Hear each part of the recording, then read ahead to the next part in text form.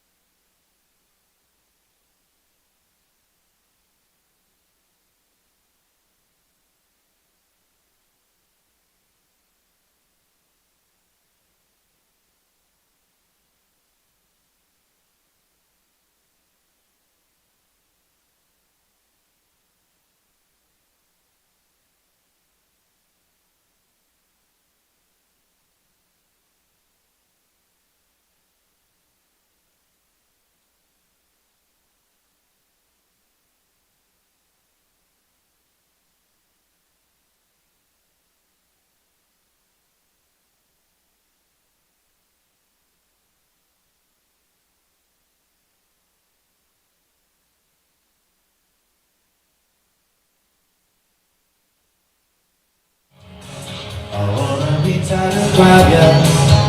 I run.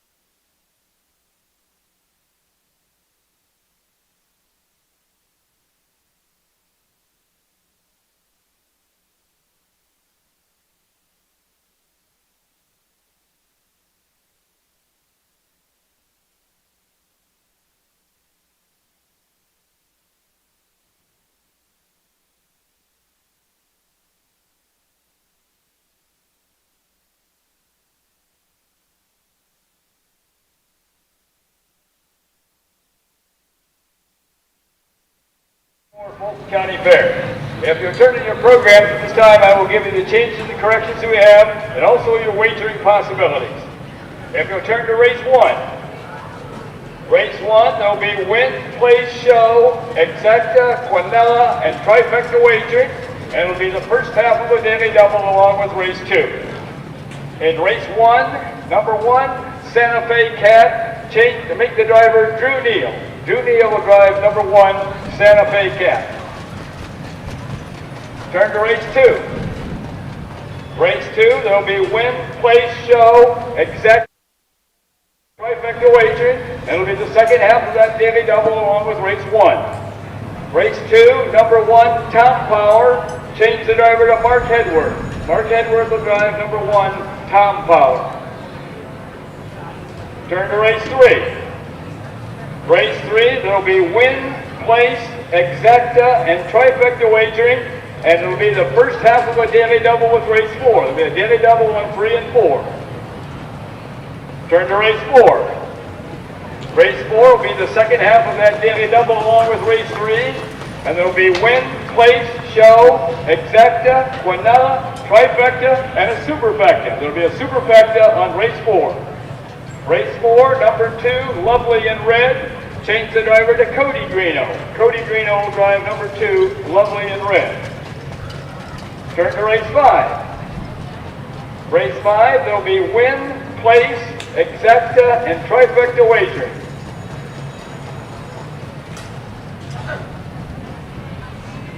Turn to race six. Race six, there'll be win, place, show, exacta, quinella, trifecta, and a superfecta. Another superfecta in race six. Race six, number two, Broom and Bonnie. Change the driver to Emmanuel Miller. Emmanuel Miller will drive number two, Broom and Bonnie.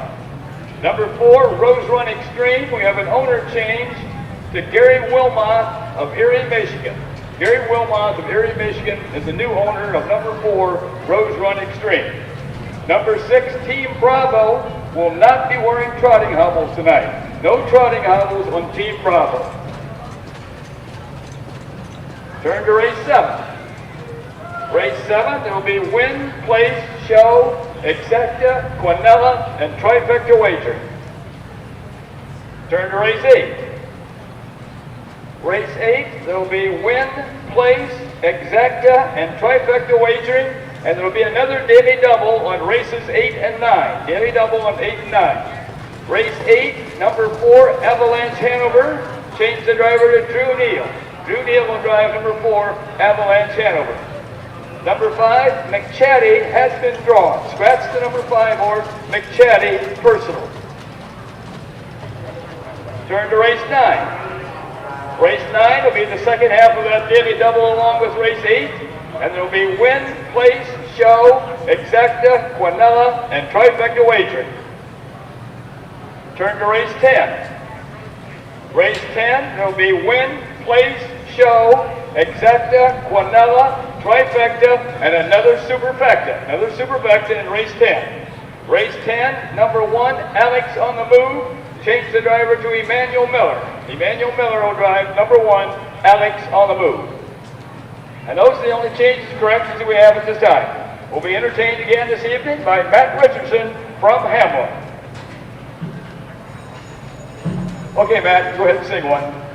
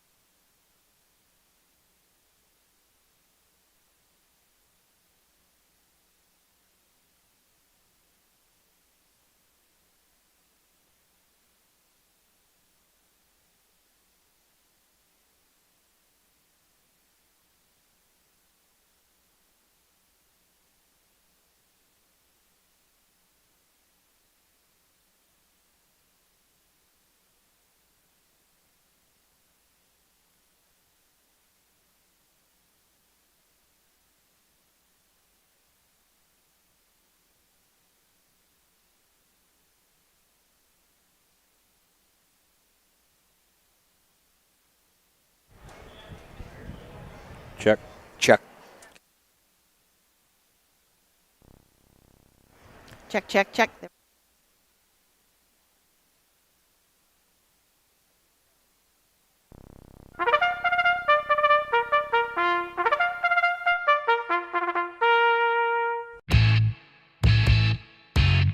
The Ohio Harness Horsemen's Association presents Ohio County Fair Racing.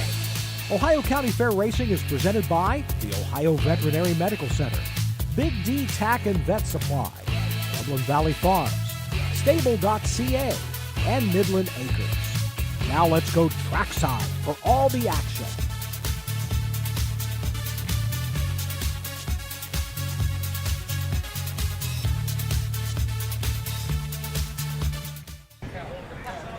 Good evening, harness racing fans, and welcome to the races here at the Fulton County Fair in Wauseon, Ohio. We've got 10 great races to bring you tonight. Doug Ballinger sitting next to me, and Matt Clark is handling all the camera duties and everything else. It is a beautiful night. It is a gorgeous night. Where would you rather be than the only place in Ohio racing tonight? County Fair That's racing. true. Maybe anywhere in Ohio. Scioto not racing tonight. That's right. Their schedule takes a change here the last couple weeks. I don't believe they come back till Thursday. I don't know if Northfield's racing tonight or not. We might be the only game in town. The only game in town might be right here at Wauseon as we look across the way. As Susan, we mentioned, such a great setting, such a great fair. They put on a great program. We look across the way. I'm sure Matt's got that on his camera right now. We see a cornfield. We see a farm to the right. Mm-hmm. If you look down the way, you see another farm and a silo. That's what County Fair racing's all about. 4-H kids, farm equipment, and horse racing. Yeah, we've got the FFA flag and the 4-H flag flying in the middle, so that's very appropriate, as you said. Well, we've got 54 horses in tonight, 32 different trainers. We've got Rosie Weaver looks like she's going to be the busiest. She has got 5 horses in, and she is underneath the trees in the coming out of the first turn. Yeah, that's where she was at Saturday. Yeah. Yes. Yep, so that's a nice. And I'm sure Bolt's spot. back there with Rosie. He is. Yeah. I went back and saw him. Does he know you? Oh, yeah. You on a first name I get him basis? in trouble now all the time. I go to walk away and he starts barking and then gives me this sad, pathetic look, like, come back, So, yeah. But it was a great day here Saturday. We got a great night tonight. Susan, it was probably maybe not twice this amount, but they had one heck of a crowd Saturday all over the whole grounds. And it was a great day of racing. A 2-year-old colt pace, Scene Gray, Drew Neal, Ryan Miller equaled the track record of 56-3 for 2-year-old colt pacers. 3-year-old filly trot was equaled by Desert Hayes and Greg Bateson in 2 minutes. So Saturday was a great day. I'm sure this evening will be the same. Yeah, absolutely. We've got some interesting stories with this tonight in this first race. We've got a 15-year-old horse racing. We don't see that very often, but I looked up the rule. There was a new rule in the USTA, and it says no horse that is 15 years of age or older is eligible to perform in any race except matinees, county fair races, and races exclusively for amateur or club drivers, or non-betting races under saddle events. So this allows JoJo in the Sky to race tonight. Probably one of the only 15-year-olds I've ever seen. And you racing. mentioned one owner? Yes, and he has had one owner since he's been 2 years old. That is Nancy Karnatz, Karnatz, from Canton, Michigan. She has owned this horse, bought him in 2011 off of the breeder, and has owned him ever since and raced every year since. So here is the post parade for race number 1, the non-winners of $5,000 in 24. $5,000 in 2024. Also eligible non-winners with $1,000 since July 15th. Also eligible $4,000 claimers. Going for a purse of $750 and a blanket courtesy of the Fulton County Saddle Club. The winner of the Faster Division will get a blanket courtesy of Pines Entertainment. 1 is Santa Fe Cat, owned by Gary Wilmot of Erie, Michigan, trained by Jerry Tosca, the driver of Vince Brown. Number 2 is TV's on Fire, owned by DTS Racing Stable LLC of Toledo, trained by Karen Takasik, the driver of Pierce Henry. Number 3 is Crusoe Hanover, owned by Joe Yoder of Millersburg, Ohio, trained by Rosie Weaver, the driver Drew Neal.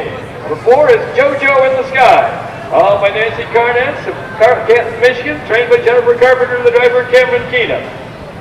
At number 5 is Aces Rock, owned by Anthony Miller of Dundee, Ohio, trained by Herman Hagerman, the driver, Emmanuel Miller. Horses will take one long score and go to the gate. Closing in 4 minutes. There's Win, Place, Show, Exacta, Quadilla, and Couple drivers changes to pass along if you have a program at home.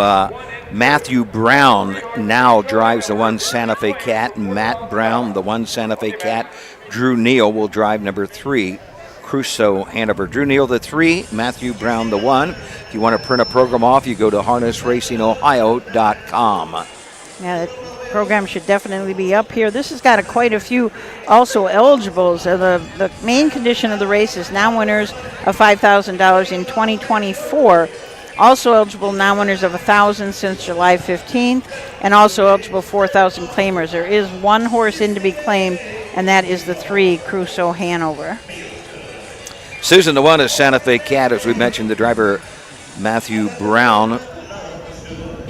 13 starts this year, 3 wins, 10 wins last year, 14 lifetime for this 4-year-old, 82,000 lifetime, a mark last season of 153-4 at Oak Grove, number 1 Santa Fe Cat.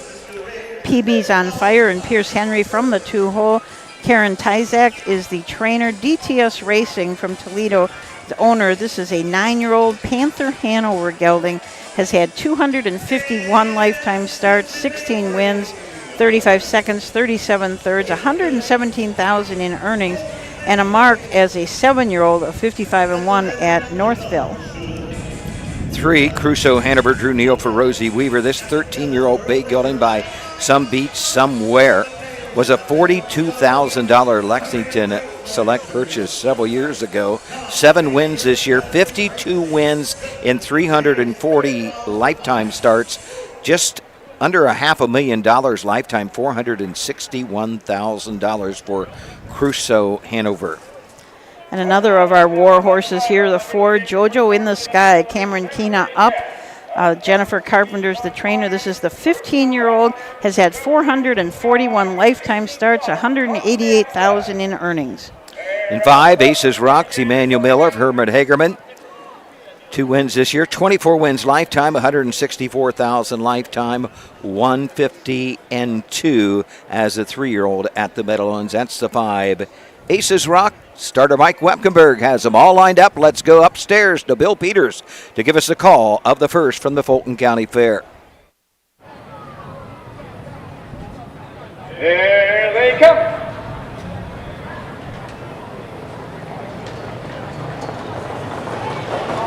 Here off in finishing the first horse away is PB's on fire.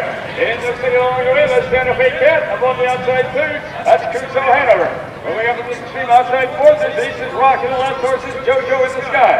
As they make the turn now, head down the backside to race over toward that quarter-mile mark. Bruce Henry has PB's on fire on top. Up on the outside 2nd, now comes Crusoe Hanover, driven by PB. At the rail 3rd is Santa Fe Cat, driven by Matt Brown. On the outside 4th is Aces Rock, driven by Emmanuel Miller. At the rail 5th, that's Jojo in the Sky, driven by Cameron Keena. First quarter paced at 28 1/5 seconds. As they race around the upper turn to come down past the stand for the first time. Out there on the front end now, that's Crusoe Hanover. Racing at the rail 2nd is PB's on fire. Racing 3rd is Santa Fe Cat. On the outside 4th is Aces Rock. On the last horse, Jojo in the Sky. 5 paces and 12 months to come to the half-mile mark. That's 2 to 11. Crusoe Hanover brings the horse to half. Sitting to go to there 2nd is Pierce Henry with PB's on fire. But on the road on the outside 3rd is Santa Fe Cat. First half paced in 57 2/5 seconds. As they round the turn now to head down the backside to race over the 3/4-mile mark. Low on the catch, it's Crusoe Hanover. The closest horse 2nd at the rear is PB's on fire. On the outside 3rd is Santa Fe Cat. Going up 4th, that's Aces Rock, and along the rail 5th is Jojo in the Sky. Going toward that 3/4-mile mark, that's still Crusoe Hanover with the lead. But flying 3 wide on the outside is Aces Rock. Between horses comes Santa Fe Cat. At the rail 4th, that's PB's on fire. The last horse, Jojo in the Sky. 3/4 in 127 3/5. That is still Crusoe Hanover with the lead, but Aces Rock is 2nd on the outside. Along in between horses 3rd, that is Santa Fe Cat. As they race for home, that's Crusoe Hanover, Santa Fe Cat now coming through the wheel.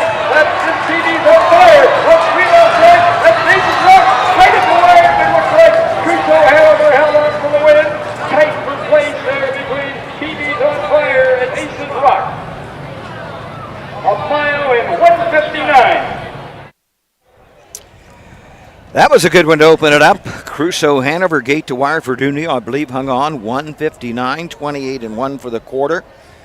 Half 57-2, 3/4 127-3. The 5 Susan Aces Rock was 3 wide around that far turn, and mid-stretch Santa Fe Cat, or rather the 2 PB's on fire. Pierce Henry scooted up the inside. Going to be tight for second, but I believe the 3 Crusoe Hanover did hang on for the win. Yeah, that's what it looked like to me too, but it was tight. I mean, what a great race to start off. That got everybody pumping here in the grandstand. Between these 5 horses, they had 1,235 starts, so that's a lot of starts for 5 horses. Made over $1 million, the 5 of them together. Nice bunch of horses. This is the kind you would see in the Signature Series. Yes, a Signature Series. Probably, maybe not, this bunch probably couldn't compete in this Signature Series. But yeah, this is the type of horses you see, these old warriors with a lot of back class to them.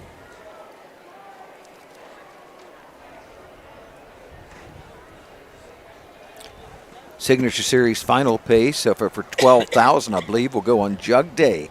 That should be a good one. Steve Bateson has a good one. Caught me off guard. John Konecki on the trotting side. Yes, he'll have. Yes, yeah. We'll see the trotters in action tonight.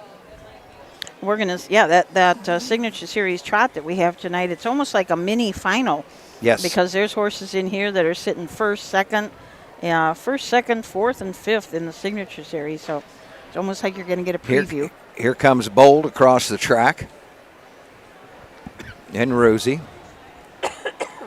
Making their way to the Fulton County Fair Winner's Circle.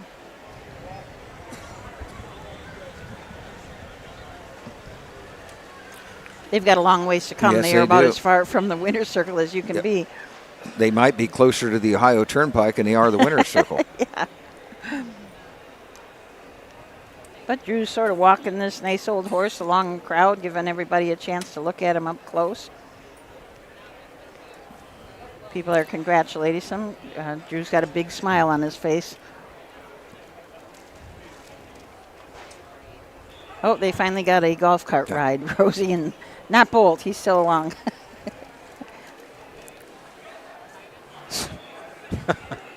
Do you think Bolt knows when he's going to the Winner's Circle? Oh, he just likes to go anywhere, but.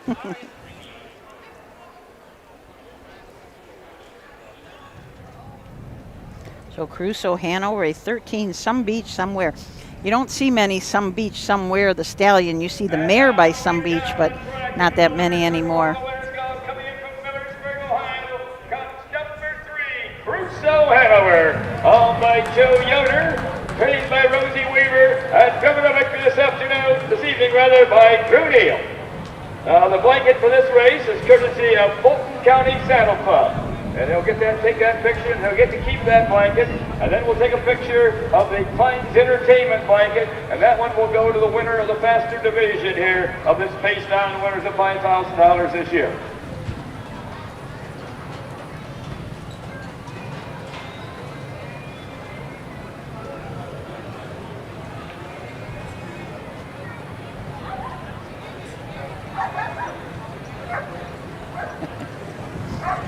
Giving an interview down there. Yes. You can hear Bolt up here. Got another picture, another blanket here. Another picture.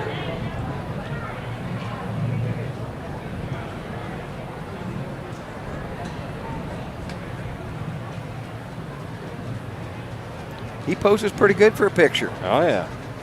Yep. Let's have a big hand here for Drew Neal, Rosie Weaver, and Crusoe Hanover at the Fulton County Saddle Club and Pines Entertainment. Here are the official placings for race 1 from the top. Number 1, Santa Fe Cat was fourth. Number 2, PB's on Fire, finished second in a dead heat. Number 3, Crusoe Hanover was the winner. Number 4, JoJo in the Sky was fifth. Number 5, Aces Rock was second in a dead heat. Time of the first quarter was 28 1/5. The half was in 57 2/5. The 3/4 in 127 3/5 with a mile in 1:59. From the top machine rating, 4-2 1:52, a mile in 1:59. Well, up next, our second race, 2-year-old filly trotters for $6,598. First of two divisions, a field of 6. And we'll be back to take a look at these 2-year-old filly trotters right after this.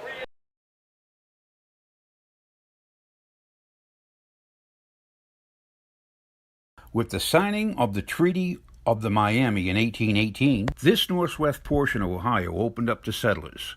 The first log cabin in this area was built by 40-year-old Elisha Williams, who arrived from Seneca County with his wife and 4 grown children in October of 1835.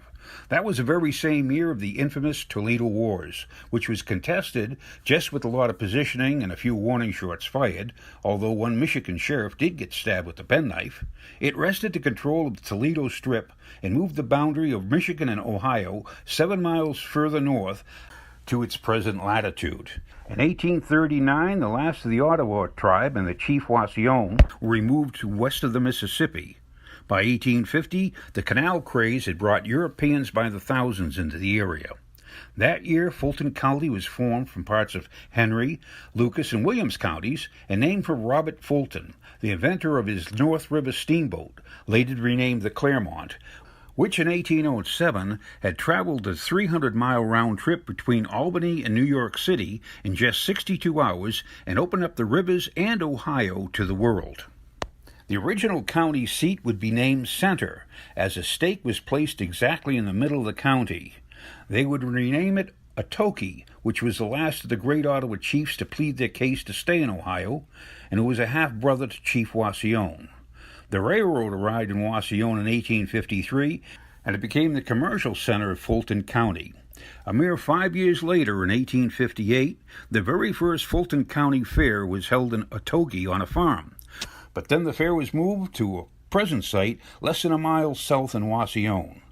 The racetrack is considered one of the best in northwest Ohio's, and with as many improvements to the grounds as well as its barn area over the past 162 years, Fulton County Fair is now the third largest fair in Ohio and still growing.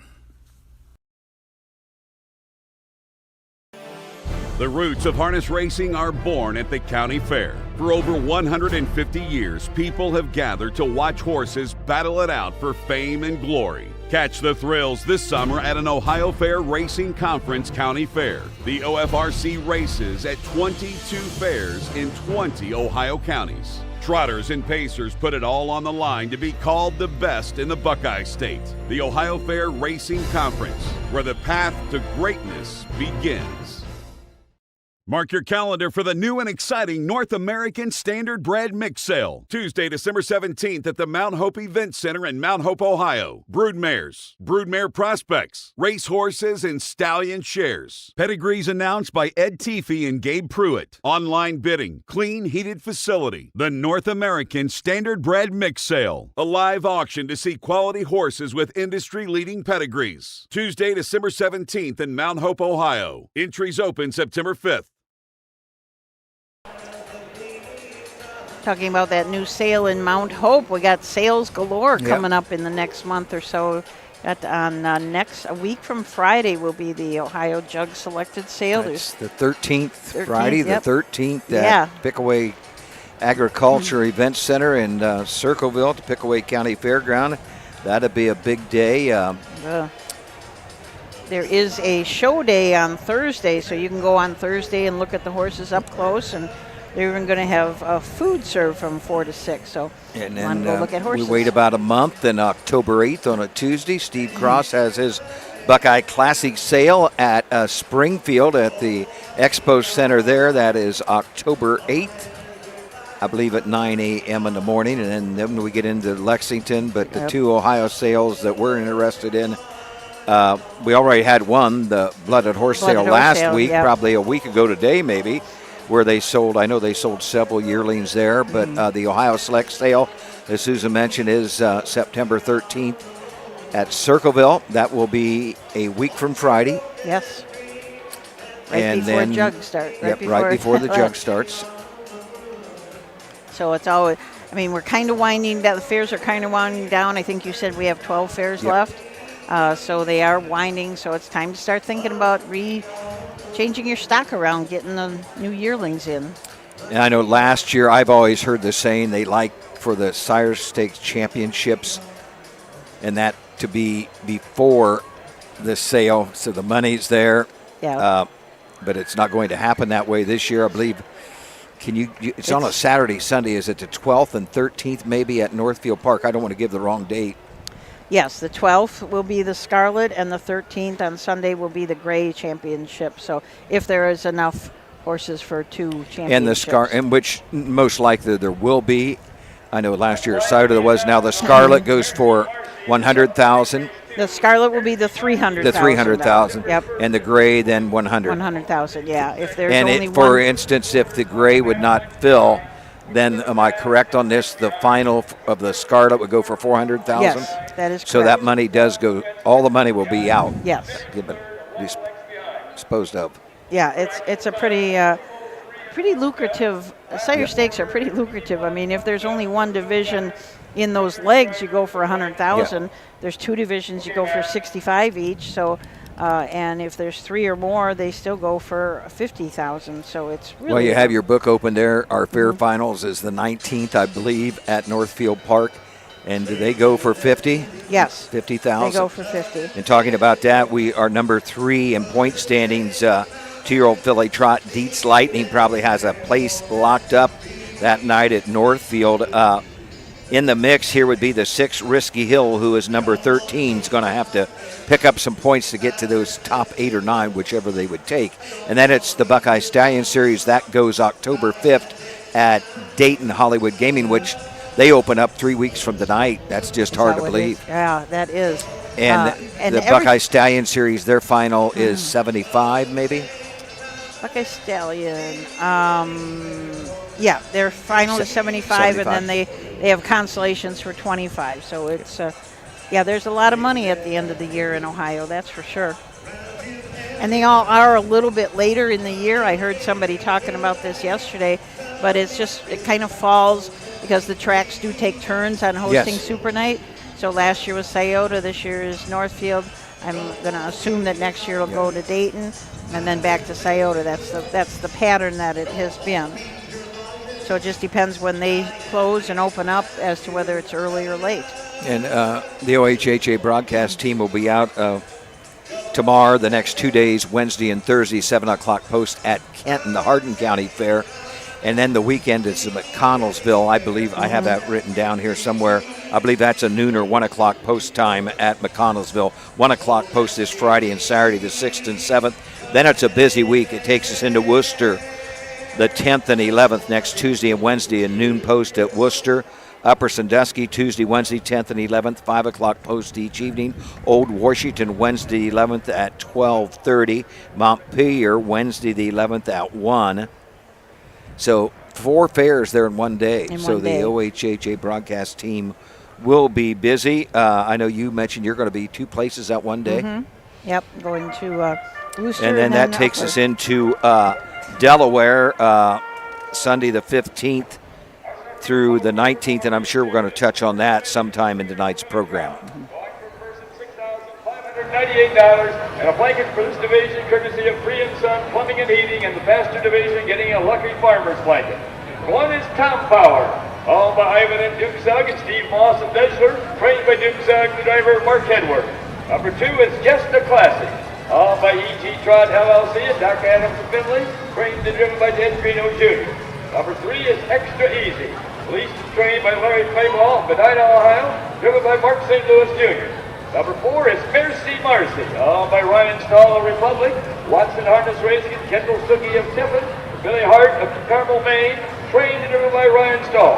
The 5 is Deets Lady, owned by VDR Racing of Pemberville, Ohio, John and Leanne Saunders of Castle Rock, Colorado, Schubert Racing of Marathon, Florida, trained and driven by Dan Vinier. At number 6 is Risky Hill, owned by Lance Bayless of Garston, Michigan. That's a Macy Sack of Prince Edward Island, Ross Benner of Devion Springs, Florida, and Jeff Powell of Clarkson, Michigan, trained by Rosie Weaver, the driver Drew Neal. Horses will take one more. Go to the gate, use the windows So we'll take a closer look at these 2-year-old filly trotters. The one, Tom Power, Mark Hedworth up for J. Duke Sugg. Ivan and Duke and Stephen Moss are the owners. A long Tom filly out of a power play mare. 11 starts on this year, 2 wins. Her most recent win was at Van Wert, where she won by a length and a quarter in 2-5 and 2. She also won a qualifier early this year, that would have been in the spring, at Delaware in 2-1 and 1. Ed Greeno Jr. drives a 2, Just a Classic. 2-year-old bay filly by Enterprise. 8 starts, has 2 wins, 2 seconds, 2 thirds. 11,000 was a winner about 4 back on the 5th of August at the Champaign County Fair in Urbana of 203 and 2. Extra Easy and Mark St. Louis Jr. from the 3-hole. Larry Claybaugh is the trainer and the leasee. This is a What the Hill filly out of a Royal Strength mare. 5 starts on the year, 2 seconds, has made $3,700. For Mercy Marcy, Ryan Stahl trains and drives, owns a partnership with Watson Harness and KJ Stuckey and W.A. Hart. This 2-year-old bay filly was a $16,000 Ohio Select purchase. She's by Marseille. 6 starts, has a win, a second and a third, 6,500, 209 and 1 at Oakwood back in mid-July. Dietz Lighting and Dan Veneer from the 5-hole. Dan is the trainer, and also Veneer Racing is the co-owner, along with J&L Saunders and Schuberg Racing. This is an And Away We Go out of a Train for the Future mare. 7 out of 11 first, seconds, or thirds this year with 6 wins. The most recent win was at Attica in 2-6 and 1. Also won at Bowling Green in 5 and 2, and Northfield in 2-2, and that is her mark. 6, Risky Hill. Drew Neal drives for Rosie Weaver. 2-year-old bay filly, but What the Hill. 12 outings this season, a win, 6 seconds at a third, $14,453. Last time out at Caldwell on August 31st was a winner in 2:04. That's the 6, Risky Hill. And Risky Hill, as we mentioned, is 13th right now in the point standings with a good finish tonight and a couple of these last fairs, Montpelier and Delaware. Risky Hill could move right up the ladder and get in that final. Yeah, absolutely. There's still plenty of time for that to move around. There's still plenty of racing. The points are updated through yesterday, so I got those points from the United States Trotting Association. So that's what you were doing all day today in the office. That's what I was doing. Yeah, it's getting those points up, but it's a pretty good process now. We have works out pretty slick. Yeah. You will notice that sometimes on a division it'll say results through a certain day, and that's because in that particular division, say the 2-year-old colt trotters in the Ohio Fair Championships, that's the last time some of them race. So the days aren't always exactly the same when you look at the standings. But if anybody ever has any questions, just call us at the office and we can help you out with that. But the standings are on the website now. Such a gorgeous setting across the way. As we mentioned, that cornfield in the background, and Mike Wemkenberg's starting gate, that nice background behind her with that field of horses approaching the gate. Mike Wemkenberg, our official starter this year here at the Fulton County Fair. A field of 6 2-year-old filly trotters. Let's go to Bill Peters. He's going to give us the call of the second.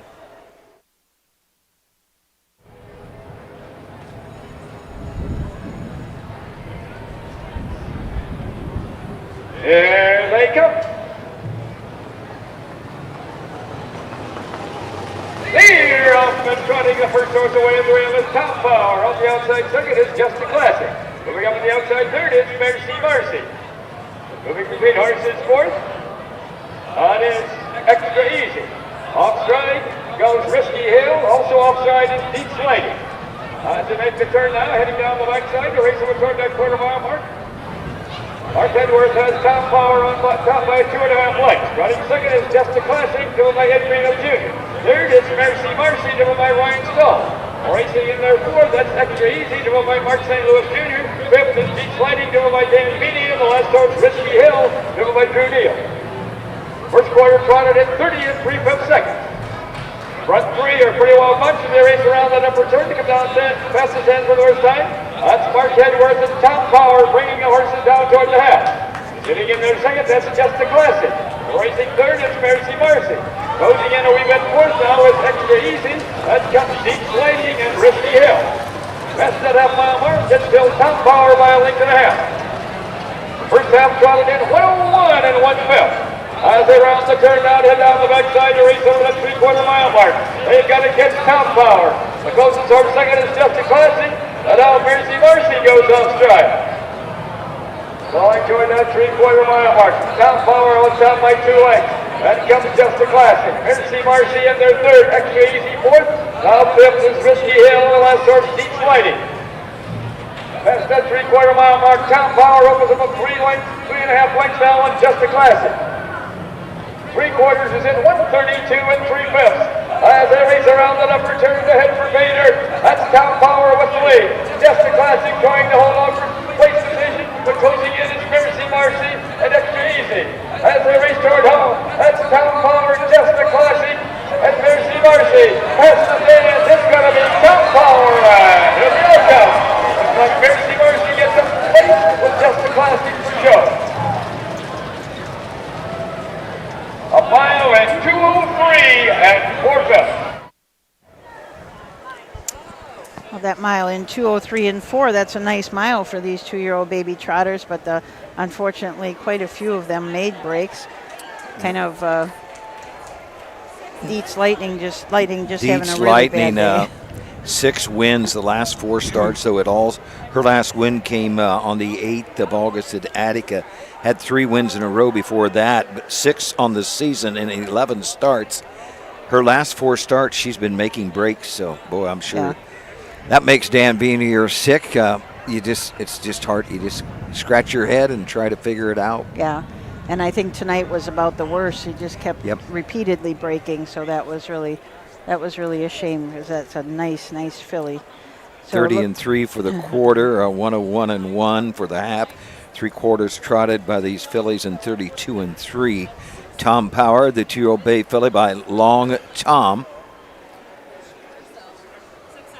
Really close to the track record for 2-year-old filly trotters. That is 2, 3, and 2. So just a couple of ticks off.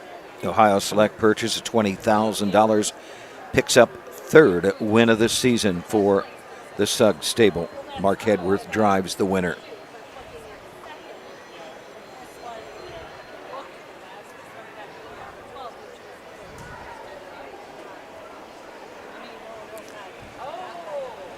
Welcome everybody that's joining in and watching tonight. We appreciate you on the air with us.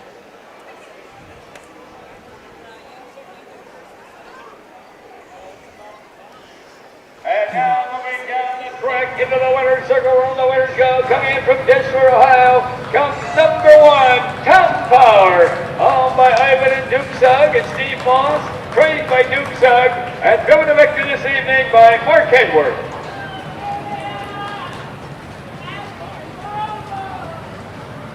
Now Tom Power will be the recipient of the Free and Son Plumbing and Heating blanket. We'll take that picture first, and then the winner of the faster division of the 2-year-old filly trot will receive the Lucky Farmers blanket, so we'll take a picture of that blanket also.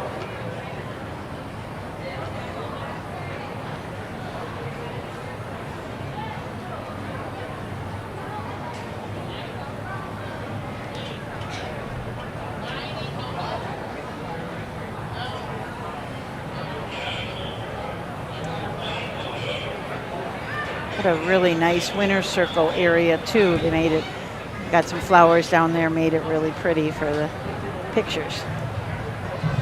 They sure like their horse racing here at Wauseon. One heck of a crowd here tonight. And Tom Power and the Free and Son Plumbing and Heating and Lucky Farmers, the donors of the blanket.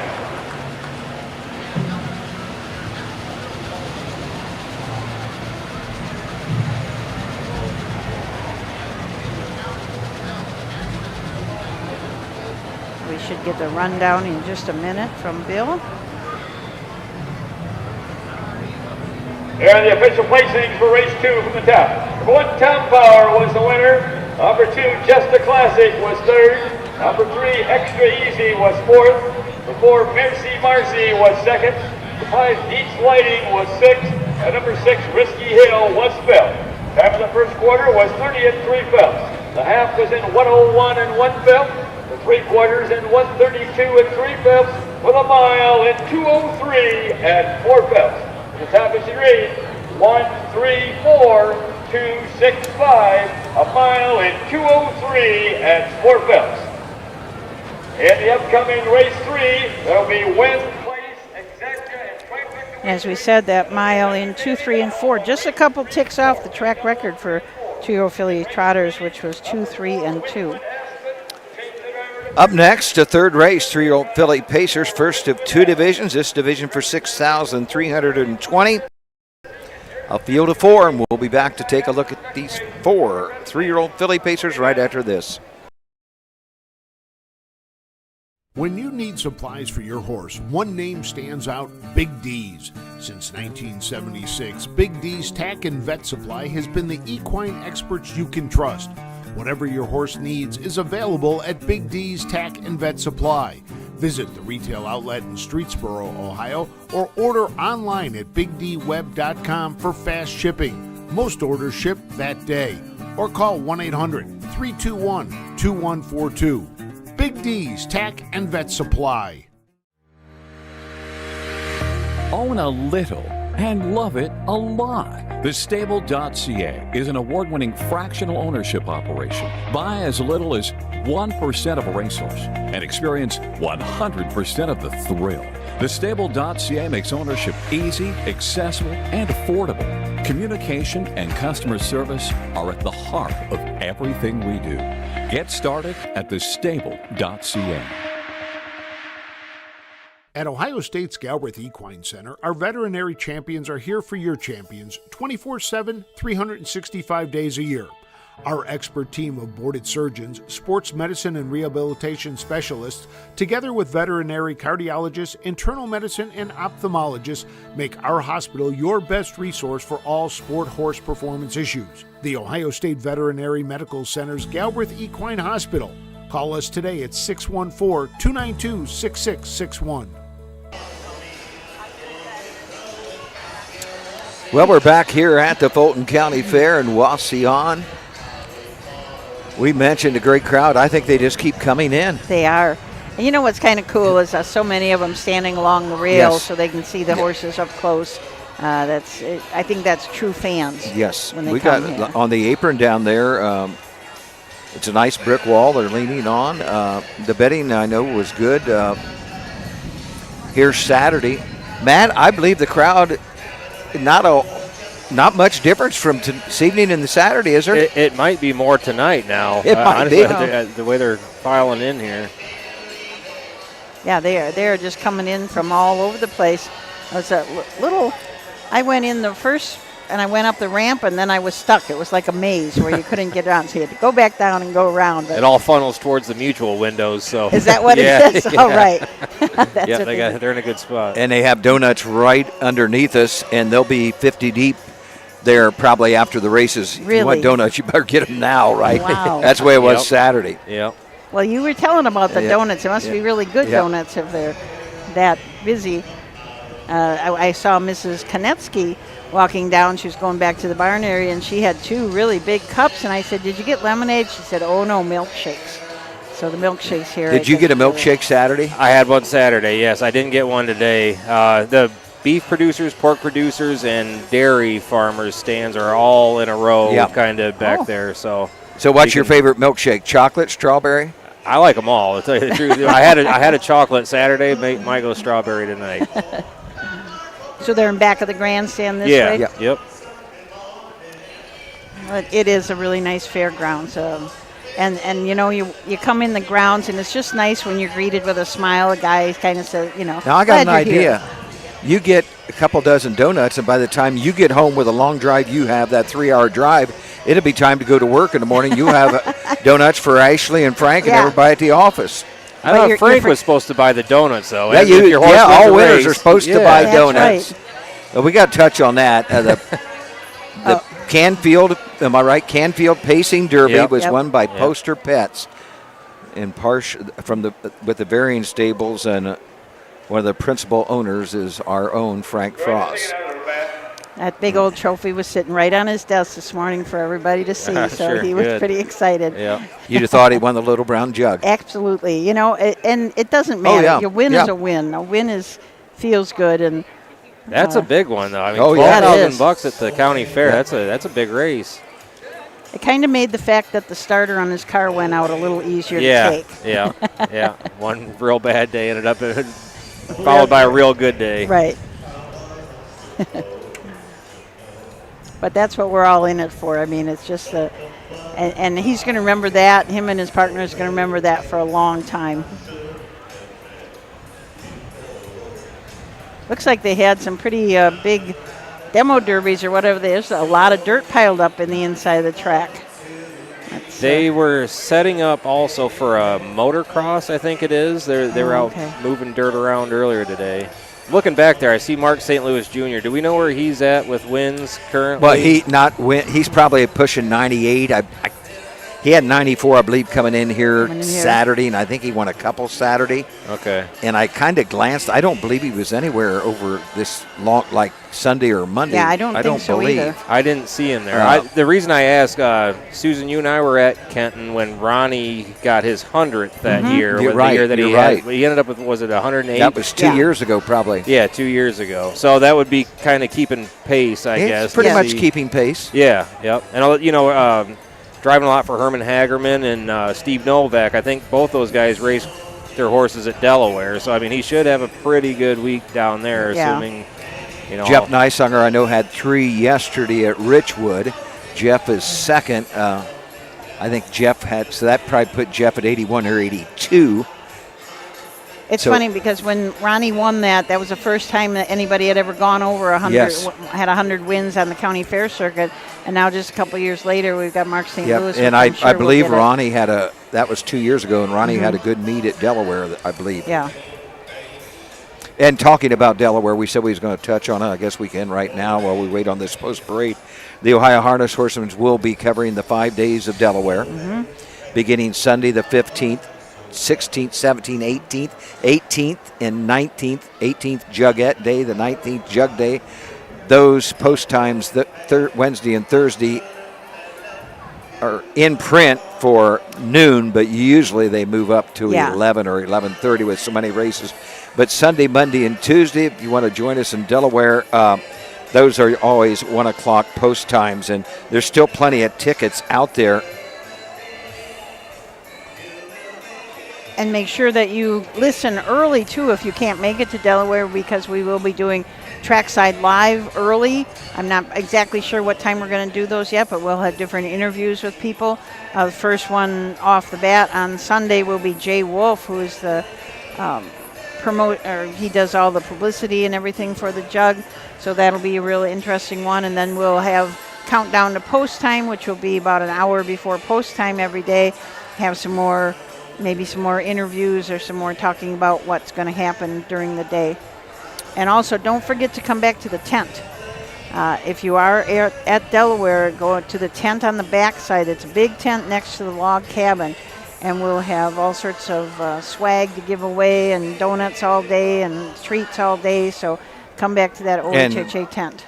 You can watch our broadcast. There'll be televisions in there if you're tired and want to get out of the sun and get something to drink, a pop or a water.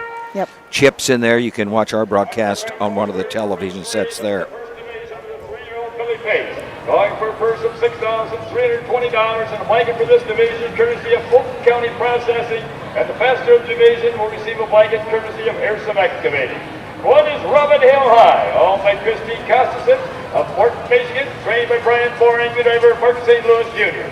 Number 2 is Sadie's Dream, owned by Jeff Badd and Bill Webb in Defiance, trained by Bill Webb, the driver of Clifton Bell. Number 3 is Oxford Girl, owned by Rising Stein Stables LLC of Portland, Ohio, trained and driven by Derek Flowers. And number 4 is Winwood Aspen, owned by Marjorie Jasensky of North Branch, Michigan, trained by Ken Hess, the driver of Pierce Henry. Horses will take one long score and go to the game's future with this time to get 4 minutes. There's win, place, exacta, and trifecta wagering here in race 3. Daily double wagering on races 3 and 4. In race 4, that line to be announced on Schoolgirls Fast Girl and Muscle Swept. First on Schoolgirls Fast Girl. you want to hear this. All right. Okay, so this third race, the 3-year-old filly Pacers, the first of 2 divisions. Robin Hill High and Mark St. Louis Jr. from the rail. Brian Boring trains. And Kristen Kochenek from Morton, Michigan, the owner of this Nob Hill High filly. 8 starts on the year, has not had a win, but did finish second, just back by a neck at Oak Harbor in 2 minutes and 4/5. 2 is a homebred. Jeffrey Batt owns in partnership with William Webb. Jeffrey Batt, the breeder of this Sadie's Dream. Bill Webb trains. She's a 3-year-old brown filly by Racing Hill. 6 wins in 15 starts. 4 seconds and third. Didn't start as a 2-year-old. Has 32,000 this year. Earlier in the year, 54-1 at Miami Valley. On the fair circuit, best time out, 59-2 at Van Wert just about a week ago. Oxford Girl, Derek Flowers up. Derek also trains for Rising Stein Stables from Cortland, Ohio. This is a Fear the Dragon filly out of a Space Shuttle mare. She is 5 for 5, first, seconds, or thirds out of 5 starts, 1 win and 4 thirds. That win was at Tiffin in 58-2. She went up to Northfield and raced in the Summit County Fair races up there and paced her mile in 56-3 up there. And also at Scioto, she paced a mile in 54-3, so this filly's got some speed. David Lake will drive the 4, Winwood Aspen. 3-year-old bay filly by Do Me That Again out of the Admiral's Gallery mare, Silver's Q. 11 starts, has a second and 3 thirds. 5,300 this year, 11,000 lifetime. Last time out for Winwood Aspen, finished third, beaten 2 1/4. Timed in 2 minutes, 2/5. That was at Hastings, Michigan. Most of these lines for Winwood Aspen at the Michigan Fair Circuit. I would say about now, Mr. Webb is happy that he gave his filly her 2-year-old season off, because she certainly comes back as a 3-year-old really good. I mean, 15 starts, 6 wins, 4 seconds, and a third. Mark of 54 at Miami Valley. I mean, that's a nice filly. She is sitting 10th in the Ohio Fair Championship points right now. I think I saw Pierce Henry on the 4. Yeah, David Lake was down. Pierce is on the 4. David Lake won a Michigan Sire Stake today for $100,000 earlier at Hastings, Michigan. Chris Page was up there driving horses. He had a win for Tim. Really? Unless there's a guy in Michigan named Chris Page that drives horses, but I mean, what are the odds of that? I'm pretty sure it was our Chris Page, yeah. Wow. Well, if he won a $100,000 race, he's probably still partying, right? Yeah. I think John Weiss went up there. I don't know if he was presiding judge. He went up with Joe Siekman. I was with John yesterday. He was in the Wepkenburg starting gate when I was calling races at Richwood, but John was going up there. I don't know if he was presiding judge or associate judge, but Joe Siekman and him were riding together. Joe was going up to do the announcing. So. Field at the top of the stretch, 3-year-old filly Pacers. Mike Wepkenberg has them all lined up and ready to go. Oxford Girl and Winwood Aspen. Here they go.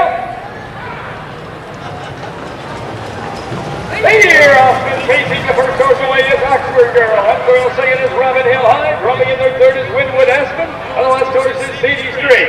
As they make the turn now to head down the backside to race over toward that quarter-mile mark, Derek Flowers has Oxford Girl 1 mile length and a half. Racing second is Robin Hill High, driven by Mark St. Louis Jr. Third is Winwood Aspen, driven by Pierce Henry. And the last horse is Sadie's Dream, driven by Cookton Mouse. Going toward that quarter-mile mark, that is still Oxford Girl, mile length and a half.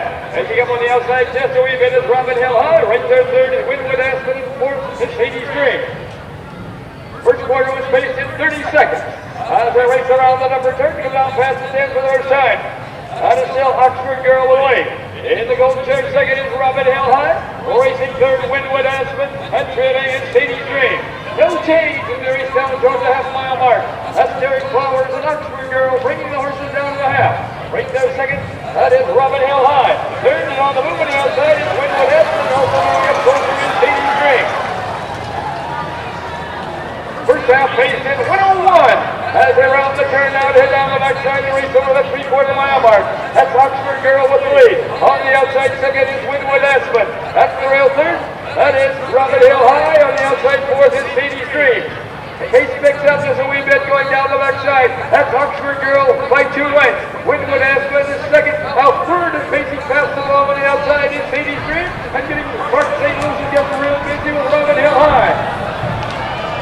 3 quarters in 130. And now Sadie's Dream takes home on the outside. Coming back second is Oxford Girl. Windward Aspen on the outside third, followed by Robin Hill High. Only to allow to go. That's Sadie's Dream on the outside. Oxford Girl on the rail. Windward Aspen moving up on the outside as they race for home. That's Sadie's Dream. Oxford Girl and Windward Aspen. Sadie's Dream, Oxford Girl and Windward Aspen. Sadie's Dream and Hiroka. Oxford Girl comes down from place. Oxford Girl and Windward Aspen. Well, in 201 and 1 belt. Sadie's Dream made quite a move up the backside. Boy, when she pulled out, she brushed by really fast. Yes, she did, and back half, some hot fractions, a minute and a fifth for that final half. Yeah, she caught them all off guard and picked them off pretty much one by one. Sadie's Dream, the 3-year-old brown filly by Racing Hill, as you mentioned, Susan, not raced last year. This is her 7th win of the season in 16 starts. Earnings now over $35,000 on the year for Sadie's Dream. Clifton Bell, Bill Webb, homebred by Jeffrey Batt, who owns a partnership with Bill Webb of Defiance. 30 seconds for the quarter.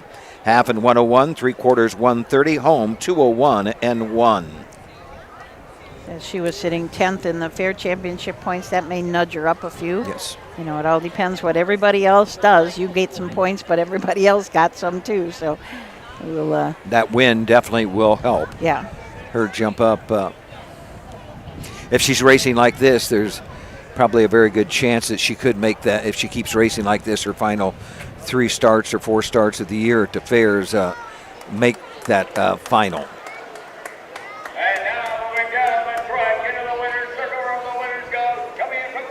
Ohio comes number 2, Sadie's Dream, owned by Jeff Batt and Bill Webb, trained by Bill Webb, and driven to victory this evening by Clifton Bell. Sadie's Dream will receive the Fulton County processing blanket. We'll also take a picture with the Airson excavating blanket, and that will go to the winner of the Pastor division of the 3-year-old filly pace.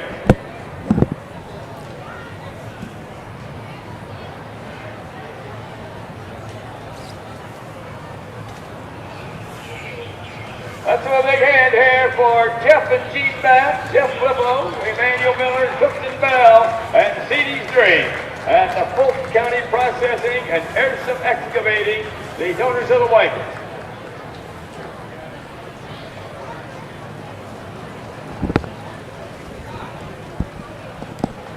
Let's give them a big hand here.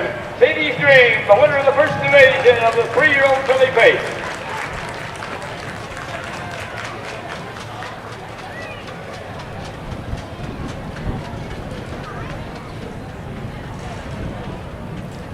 Kind of a nice problem to have when you have so many sponsors. You have 2 blankets for the races. There are the official placings for race 3 from the top. Number 1, Robin Hill High was 4th. Number 2, Sadie's Dream was the winner. Number 3, Oxford Girl was 2nd. Number 4, Windward Aspen was 3rd. Time of the first quarter was 30 seconds. The half was in 101. The 3/4 in 130, with a mile in 201 and 1 belt. At the top it should read 4, 1, 2, 3 on the bottom, a mile in 201 and 1 belt. And the upcoming race 4. Well, it's on to the 4th 2-year-old filly trotters. This division for $6,598. Field of 6, and we'll be back to take a look at all 6 right after we hear from these fine sponsors. For over 50 years, Midland Acres has provided top-quality Ohio-bred colts and fillies. As a third-generation farm, we understand the importance of delivering well-cared-for and well-mannered yearlings. Get in the winner's circle with the yearlings by Fear the Dragon, Yankee Cruiser, Long Tom, Summa Cum Laude, Ready for Money, and Bit of a Legend. See our yearlings at the Blooded Horse Sale August 27th and the Ohio Select Sale September 13th.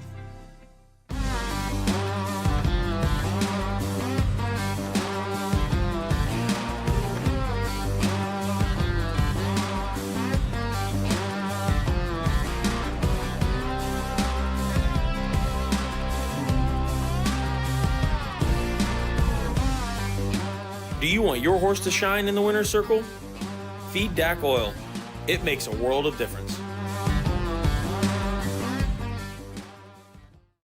The Delaware County Fair, where history meets horsepower. Get ready for the thrill of a lifetime as the world-famous Little Brown Jug takes center stage.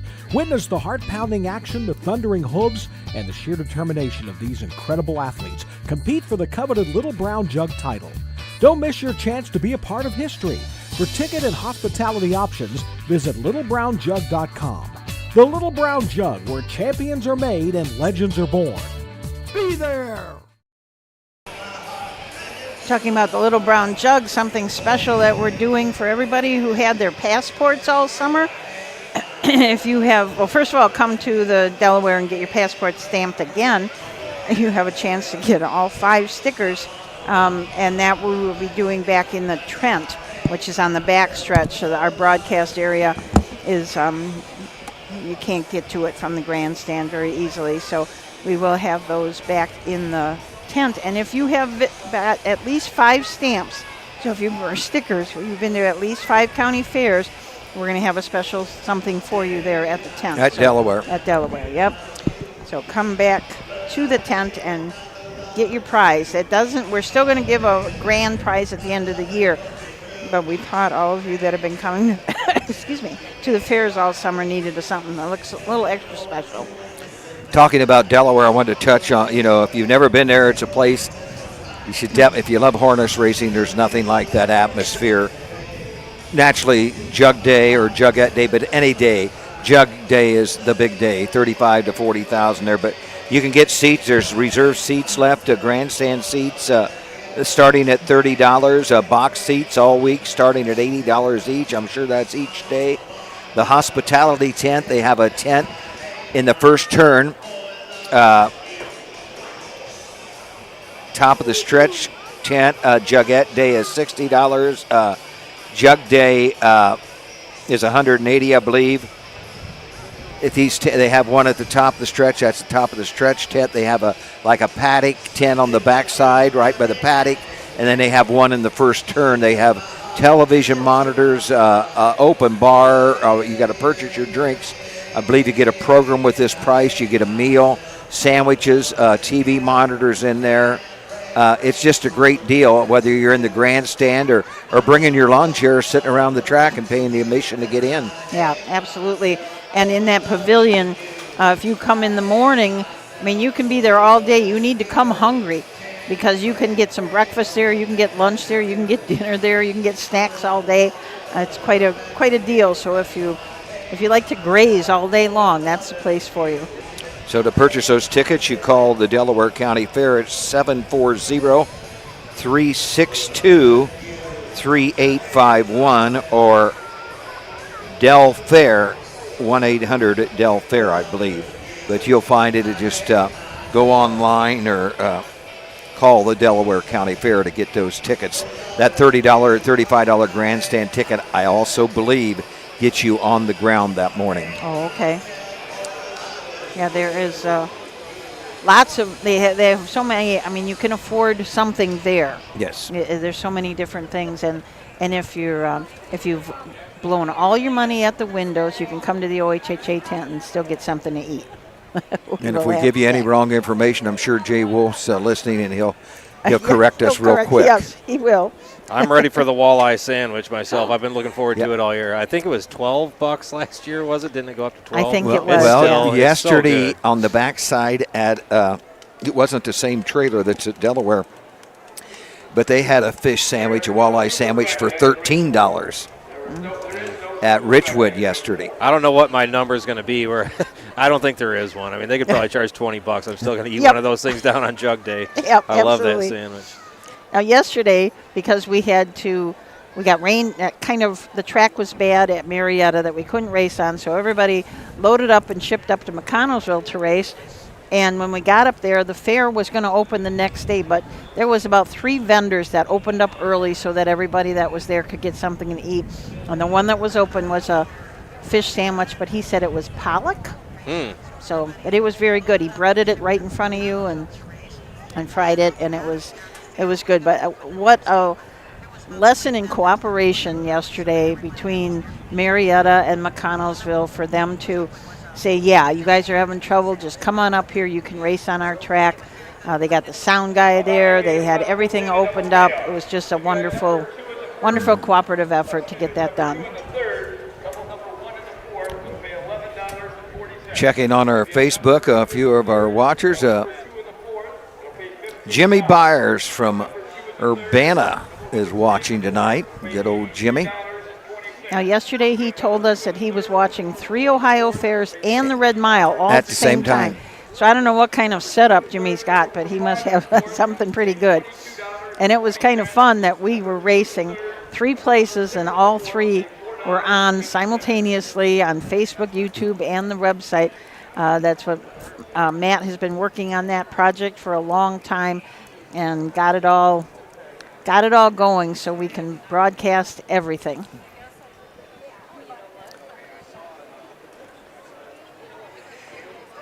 So we're ready for the 4th race. It's a 2-year-old filly trot, as we mentioned, a field of 6, beginning with the 1, Susan, before this post-braid. The 1 is Dixie Road. Drew Neal for Rosie Weaver, 2-year-old bay filly by Uncle Peter. Was a $22,000 Ohio Select purchase. 6 starts, lightly raced this year. 2 wins, a second and a third, $7,400. The win the last time out, 6-3 at Canfield just the other day. Lovely in red, and Cody Greeno, changed that driver to Cody Greeno. They will leave from the 2-hole. Ed Greeno Jr. is the trainer. E.G. Trot, LLC from Findlay, the owners. This is a 3rd Pat out of Every Moment, Loving Every Moment. Now, those are horses that I have not really heard of. I've not heard of the sire 3rd Pat. But this filly has had 10 starts this year, 3 seconds, 2 thirds. Last start out at Findlay was 3rd, trotted in 2.7. She's been trotting around 2.7 most all of her last 6 starts. Rod Troyer owns, trains, and drives the 3s. Cool Kids Fast Girl, who did race Sunday at Richwood. Line to be announced. Bill announced that, but we didn't pick it up. Has 3 starts, made breaks in all of her starts. She's a 2-year-old brown filly by School Kids. Rod Troyer owns, trains, and drives the 3. This is the second division of the 2-year-old filly trot.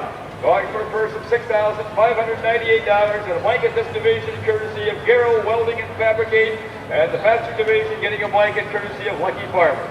Number 1 is Dixie Road. By Heartland Acres of Wauseon, Ohio, Rosie Weaver of Beach City, Ohio, and Kevy D. LLC of Hudson, Ohio, trained by Rosie Weaver and the driver Drew Neal. Number 2 is Lovely in Red, by E.G. Trot, LLC of Findlay, raced by Ed Greeno Jr., the driver Cody Greeno. Number 3 is School Kids Fast Girl, owned and trained by Rod Troyer of LaGrange, Indiana. Number 4 is A Little Intoxicated, by Vicki Jennings of Weston, Michigan, Brad Milikowski of Ottawa Lake, Michigan, trained by Brian Boring, the driver Greg Mason. Number 5 is Muscle Swept, by Watson Harness Racing of Tiffin, Ohio, trained and driven by Ryan Stahl. And number 6 is Sweet Misery, owned by Kim Haver of Bellevue, Michigan, trained by Jason Hanna, the driver of Pierce Center. Horses will take 1 long. Go to the gate, Mutual Windows closing in 4 minutes. There's Win, Place, Show, Exacta. So I've been waiting all summer to say this. It's Greg Bateson driving a little intoxicated. So he might want to be. He had one in the final today. It was Desert Hayes' little brother, and finished 3rd. And he had been dominant this year up there, so I'm sure he's probably a little disappointed in that one, but hopefully he'll have a little luck tonight. Yeah. I mean, what a great season that horse had. If he won 6, I think it was, in a row, and then a 3rd going for $100,000. Would you like to have that mare? Yeah, I'd say. So A Little Intoxicated will leave from the 4-hole. Brian Boring is the trainer. For Vicki Jennings and Brad Nowakowski, this is an Enterprise filly out of an Andover Hall mare. 9 starts on this year, 3 wins. Last win was at Bowling Green, where she was second placed first in 2, 9, and 4. Also won by Tiffin. I think she kind of dominated this field. She won by 27 lengths in 2, 7, and 2. So that 2, 7, and 2 mark at Tiffin is her lifetime mark. Ryan Stahl, Susan drives the 5, Muscle Swept. He also trains for Watson Harness, the 2-year-old bay filly by Muscle Up out of the Valley Victor mare. The goal 6 starts, 2 wins, a second, $6,080. A winner at Attica, 206 and 3. Sweet Misery and Pierce Henry will trail. They will start from the second tier. Trainer is Jason Hanna and the owner Kim Haver. Mr. Kim Haver is also the breeder of this Triumphant Caviar filly out of a Broadway Hall mare. 5-4-5 on the board. She's got 5 starts, 2 wins, a second, and 2/3. Last 2 starts have been wins at Hicksville in 2-7-1, then won by half a length at Van Wert in 2-3-2. So that is her mark, that Van Wert race. Looking at the results from Michigan today, Chris Page was there driving for Tim Roach, as was Drew Neal also there today, and Greg Bateson. David Lake was there. Chris Page drove $102,000 race, Gap Hunter. Other drivers that were there that was with us tonight, maybe Cody Massey, he's here once in a while. Krista Harmon won one. I was glad to see that, with Don getting banged up not long ago. Yeah, she did win one, okay. Yep. I think it was the first race. Oh, I can't remember what race it was. She definitely won one, though. So we were talking about the Lovely in Red by Third Pat out of a Loving Every Moment. And we got some information from Robert Brooks. Third Pat is a horse Ed Greeno used to have and raced, and the filly's mother is out of a Lovin' Every Moment mare, and Lovin' Every Moment used to stand stud at Hickory Lane in Findlay. So whatever we don't know, somebody that helps us out with. So horses are coming into the stretch, so let's turn it over to Bill Peters for the call of the 4th race, the 2-year-old filly Trotters. Here they come.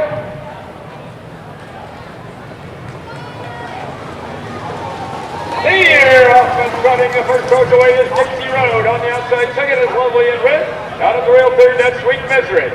Off stride fourth goes Alana Intoxicating. Now taking over fourth is Schoolgirl Fast Girl. Also off stride goes Dixie Road. As they make the turn now to head down the backside, the race will toward that quarter-mile mark. Pierce Henry and Sweet Misery on top by a length and a half. Running in there second is Lovely in Red, driven by Cody Greeno. And we got third is Muscle Swept, driven by Ryan Stahl. Fourth is Schoolgirls Fast Girl, driven by Rod Troyer. Fifth is a little Intoxicated, driven by Greg Bateson. The last horse, Dixie Road, driven by Drew Neal. First quarter trotted in 31 and 3/5 seconds. As they race around the number turn to come down past the stand for the first time. That is still Sweet Misery by a length and a half. Lovely in Red continues to trot second with Muscle Swept third. 11 Intoxicated now trots up fourth. Fifth is Schoolgirls Fast Girl, the last horse Dixie Road. Horses are starting to bunch up a little bit as they come down to the half-mile mark. That's Pierce Henry and Sweet Misery on top by 2 lengths. Lovely in Red in their second. 11 Intoxicated trots up third. Fourth along the rail, Muscle Swept. Then comes Schoolgirls Fast Girl and Dixie Road. First half started in 102 and 4/5. As they run up the turn now to head down the backside to race over the 3/4-mile mark. That's Sweet Misery by 2 lengths. Lovely in Red continues to trot second. 11 Intoxicated on the outside third. Muscle Swept at the rail fourth. So we got fifth on the outside is Dixie Road, the last horse, Schoolgirls Fast Girl. Going toward that 3/4-mile mark. Now Sweet Misery opens up 2.5 lengths on Lovely in Red. 11 Intoxicated on the outside third with Muscle Swept at the rail fourth. 3/4 in 133 and 4/5. As they race around that upper turn to head for Pater. Now Sweet Misery on top by 4 lengths. Lovely in Red racing second to rail. 11 Intoxicated on the outside third. Fourth of the rail is Muscle Swept. Moving up fifth is Dixie Road along with Schoolgirls Fast Girl. As they race for home, that's Sweet Misery and Lovely in Red. Sweet Misery and Lovely in Red. It's going to be Sweet Misery. And here they come. Looks like 11 Intoxicated up to place, up to third. That is Lovely in Red. A mile and 2:04.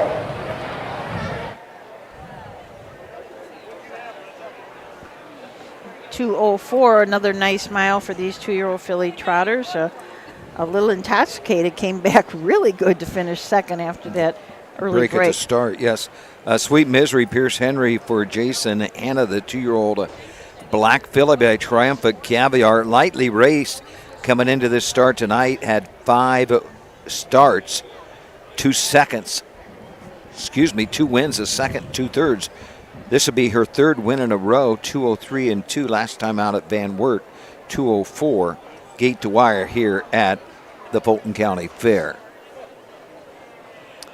There are, it takes a lot for a horse. There's a lot of shadows on the track now. The trees are casting shadows, so you're in a shadow and out, in a shadow and out, in a shadow and out. So that's a lot for these fillies to take.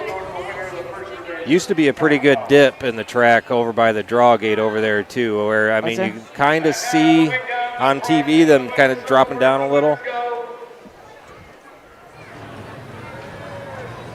Coming in from Bellevue, Michigan, comes number 6, Sweet Misery, owned by Kim Haver, trained by Jason Hanna, and driven to victory this evening by Pierce Henry. A blanket for this race is courtesy of Garrow Welding and Fabrication.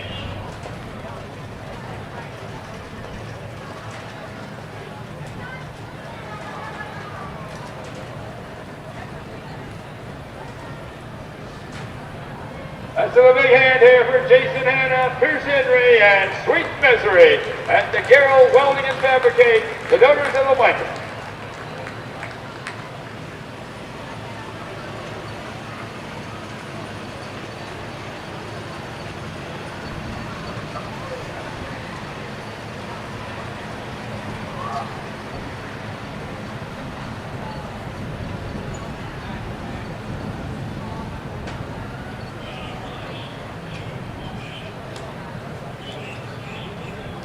We'll get the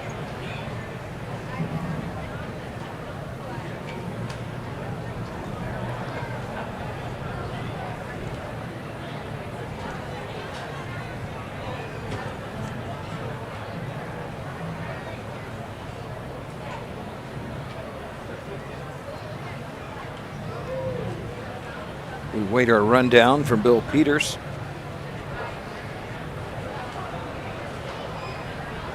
Fifth race up next, 2-year-old Colt Trot, a field of 4.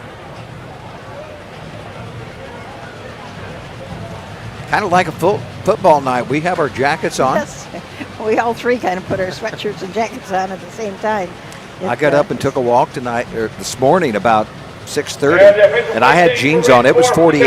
Going Dixie Rose was 5th. Number 2, Lovely in Red was 3rd. Number 3, School Kids Fast Girl was 6th. 4, 11, Intoxicated was 2nd. 5, Muscle Swept was 4th. Number 6, Sweet Misery was the winner. Time of the first quarter was 31 3/5. The half was in 102 4/5. The 3 quarters in 133 4/5 with a mile in 204. From the television rating, 5:36, 2:41, a mile in 204. Well, we did hear from Jay Wolf, so everything we said about the Little Brown Jug must have been correct. Okay, that's good. So as we mentioned, 5th race is up next. 2-year-old Colt Trotters, field of 4. Spend the prize, Dublin's date night. Last rail standing, Big Head Fred. We'll be back to take a look at these 4 2-year-old Colt Trotters here at the Fulton County Fair right after this.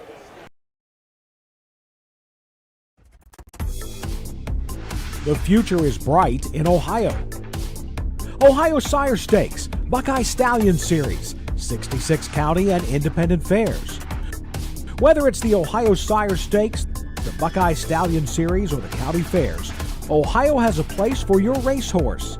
This year, Ohio breds are racing for nearly $23 million in stakes purses. Be part of the winning. Breed, buy, race, win in Ohio. Volstead, Coach K. Hanover, Slay, Ohio's top trotters stand at Dublin Valley Farms. Volstead's offspring include Sugar Instead, the 2023 Ohio 2-year-old Trotting Filly of the Year, and 2024 Ohio Sire Stakes winner Jurassic Hattie. Coach K. Hanover, the son of world record holder Walner, and Slay, the son of Chapter 7, standing his first season at Dublin Valley Farms. When you need supplies for your horse, one name stands out: Big D's. Since 1976, Big D's Tack and Vet Supply has been the equine experts you can trust. Whatever your horse needs is available at Big D's Tack and Vet Supply. Visit the retail outlet in Streetsboro, Ohio, or order online at bigdweb.com for fast shipping. Most orders ship that day. Or call 1-800-321-2142. Big D's Tack and Vet Supply. Well, we're back here at the Fulton County Fair in Wauseon, Ohio.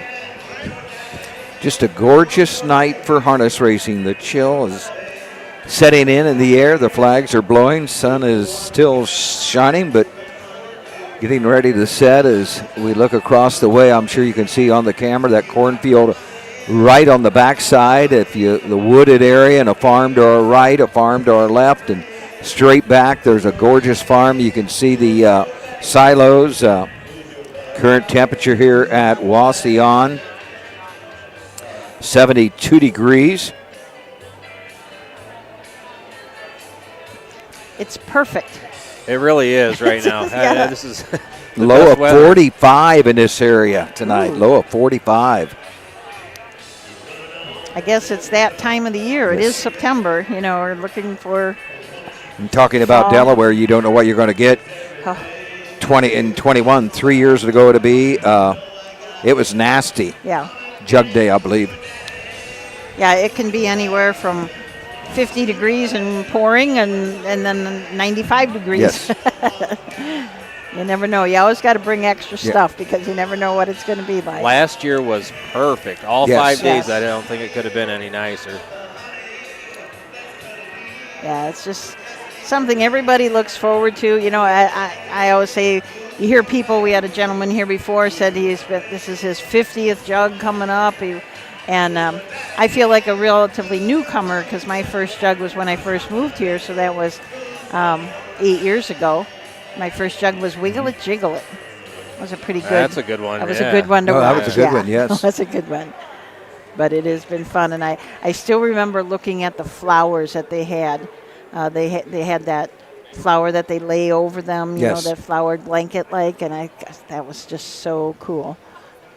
They really do a great job. The jug barn and jugette barn back there too with the flowers and stuff. I mean, it's just gorgeous to walk through. Yeah, so pretty. And it's so neat because the public has a chance to go back and look at those horses up close.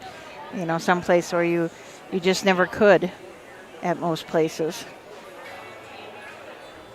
I kind of enjoy earlier in the week seeing them out jogging in the mornings and stuff. I mean, it's just an experience like no other. The way you are with jogging horses, and then they win. Yeah, maybe. Right. You'll probably maybe on everybody's short list wanting. I really doubt I'm going to get jog a jug horse. Nancy You're probably getting a lot of calls. Yeah. Well, we just got to spread the word. That's all. He jogs, they win. He jogs, they win. I think Roger holds the record for that. He said he's had, 5, I think was his record. He jogged 5 down there one year and all 5 won. Just ask him. He'll tell you. Yeah, I know. Oh, yeah. Somebody was asking about the Allen County, and Daryl, you're right. That was a couple weeks ago, and the Allen County and Lima. But you can find those. You can find them on Facebook, but it might be easier to go to harnessracingohio.com and go to the live racing page, but then scroll down. You'll see all the archived races. So you can find Lima there. In fact, you can find Lima from a couple years ago. I think they're up there from 22 and 23 for sure. Maybe even some 21, but you can go back, and that's what's kind of neat about this is OHHA being able to do this and then archiving them so you can always go back and see. Kind of fun to do that. We're trying to get on YouTube now also, so if you do a YouTube search, it'd just be the name of the fair and the date that it happened, and you don't even really need the date, just the name of the fair, and it should pop up. Yeah, hopefully. Yeah. It's all new, but I mean, yesterday was the first day that we've had 3 concurrent streams all going to Facebook and YouTube and the website all at the same time. So yeah, it all seemed to work. Knock on wood. Hopefully, going forward, it'll be the same. A lot of work on your end for sure to get that done. It's been like 2 years almost in the works. Now we finally got it done on Labor Day when the summer's about over, but at least it's going. But yeah, we get it set, and next year it should roll out and be a little bit easier. But it has been a lot of work. Matt has put a lot of time into that, figuring that all out. So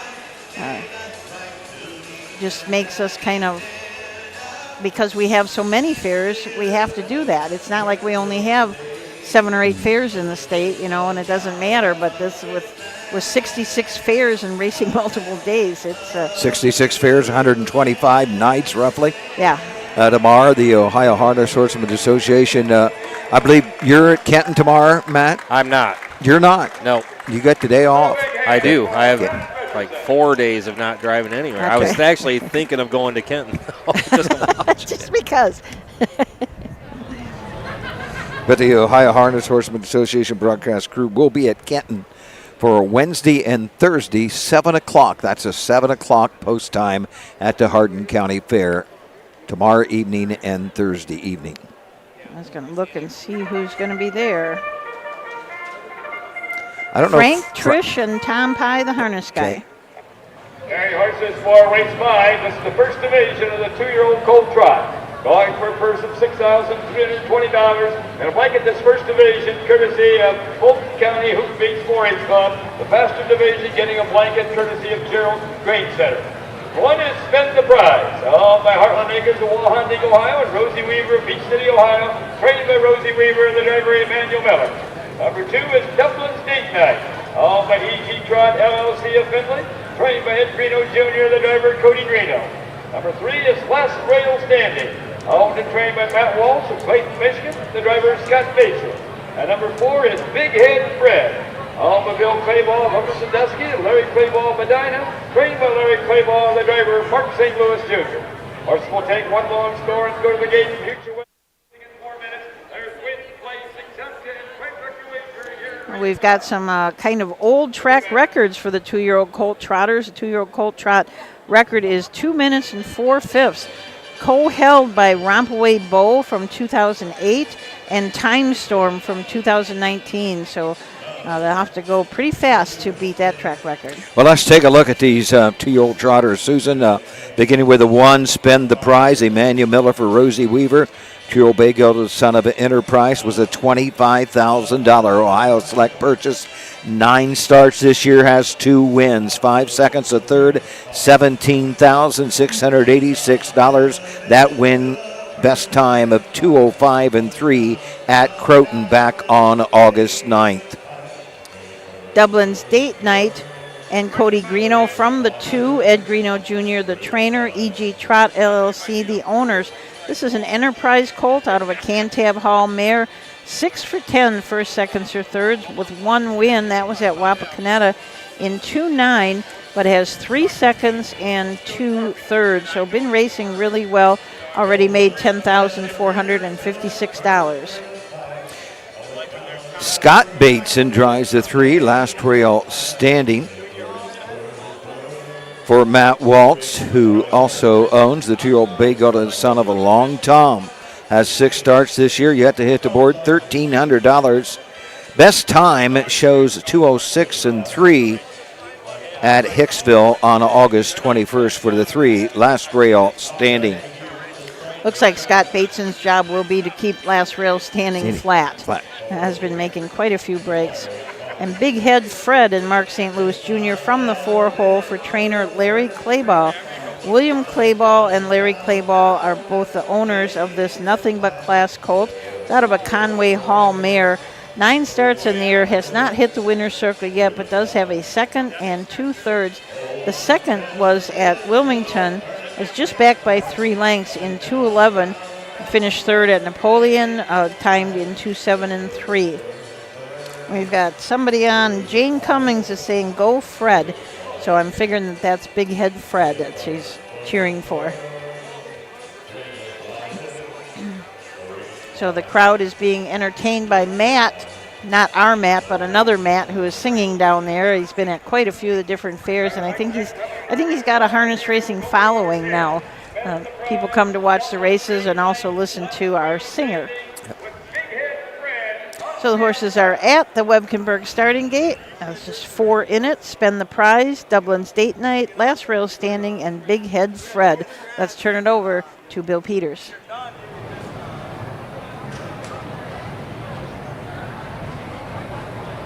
Here they go. Here, off spin trotting the first horse away, it's Spend the Prize. In their second, that's Last Rail Stranding. Offstride third, that's Big Head Fred, and also offstride fourth is Dublin's Date Night. As they make the turn now to head down the backside, the race over toward that quarter-mile mark. Emmanuel Miller has Spend the Prize on time by 2 lengths. Riding in their second is Last Rail Standing, given by Scott Bateson. Third is Big Head Fred, given by Mark St. Louis Jr., and the last horse, Dublin's Date Night, given by Cody Drano. As they go to the quarter-mile mark, that's Spend the Prize by 3 lengths. Last Rail Standing still trotting second. Third is Big Head Fred, the last horse, Dublin's Date Night. First quarter trotted in 31 and 1/5 seconds. Racing around that upper turn to come down past the stand for the first time. That's Spend the Prize now by 4.5 lengths. Trotting second is Last Rail Standing. Charging up on the outside third is Dublin's Date Night along the rail fourth, Big Head Fred. Coming down to the half-mile mark. That is still Spend the Prize with the lead. Sitting up second, that's Last Rail Standing. Third now is Big Head Fred, the last horse, Dublin's Date Night. That's the half-mile mark. That's Spend the Prize by 2.5 lengths to the Last Rail Standing.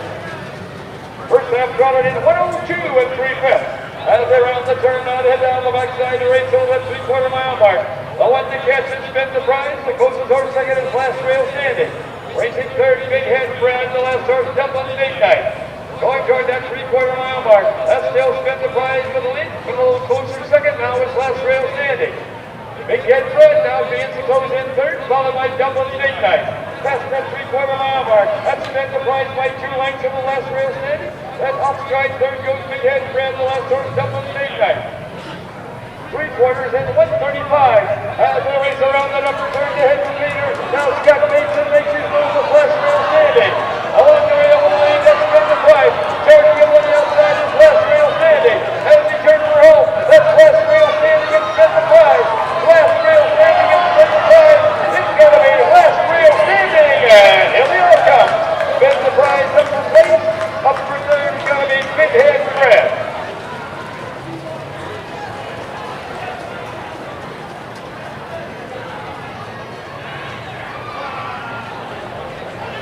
Wow.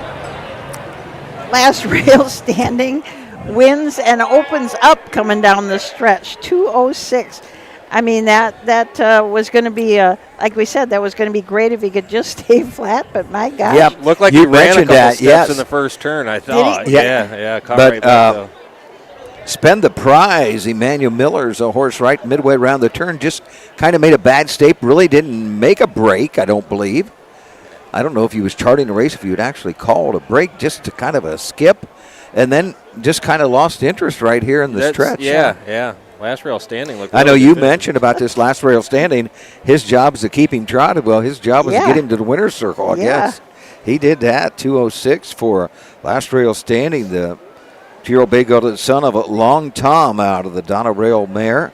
Above the rail, Matthew Waltz owns and trains of Clayton, Michigan. Scott Bateson drives the winner. I mean, there was only one other line in his past performance that he stayed flat. That was at Hicksville, finishing fourth. Trotted in 2:6 and 3 there, so this mile in 2:6. He's got to be pretty happy with this colt.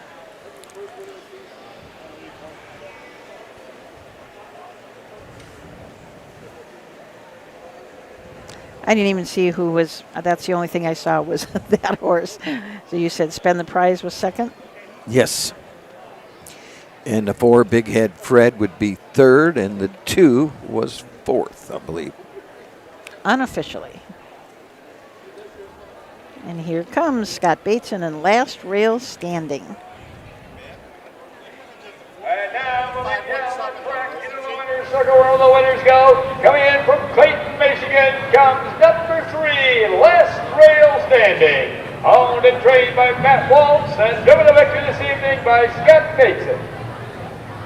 The blanket for this division is courtesy of the Fulton County Hoofbeats 4-H Club. And the faster division will receive a blanket courtesy of Gerald Grain Center. So we'll take a picture of both blankets here. All right, we got that one you get to keep. Now we'll have a picture taken with the Gerald Grain Center blanket.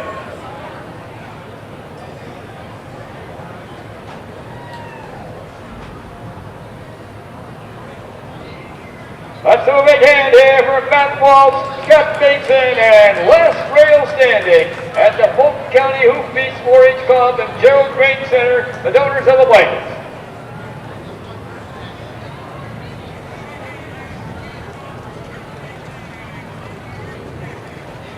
It looks like it's... Yeah, the official placings for race 5 from the top.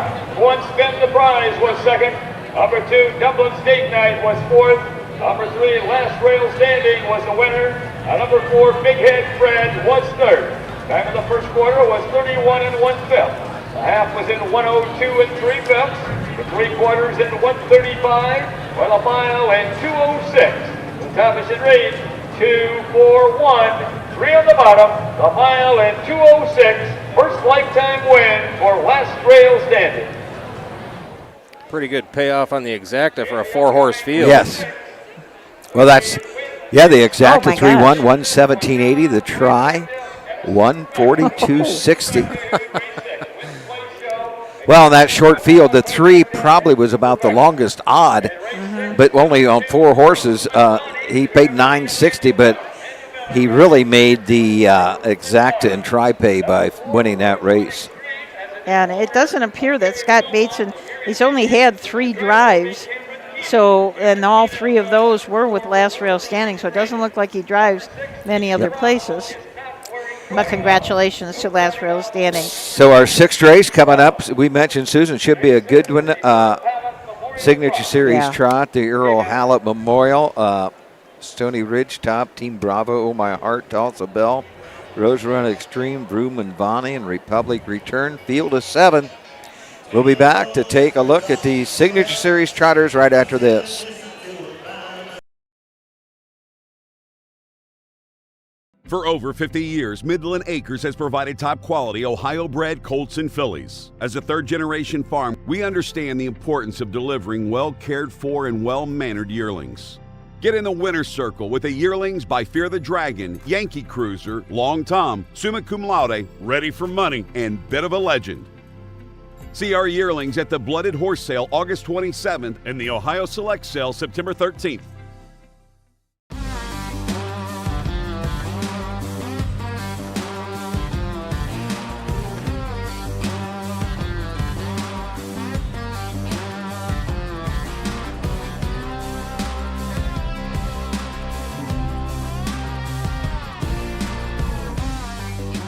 Do you want your horse to shine in the winner's circle? Feed DAC oil. It makes a world of difference. Mark your calendar for the new and exciting North American Standard Bred Mix Sale. Tuesday, December 17th at the Mount Hope Event Center in Mount Hope, Ohio. Broodmares, broodmare prospects, racehorses, and stallion shares. Pedigrees announced by Ed Teefee and Gabe Pruitt. Online bidding, clean, heated facility. The North American Standard Bred Mix Sale. A live auction to see quality horses with industry-leading pedigrees. Tuesday, December 17th in Mount Hope, Ohio. Entries open September 5th.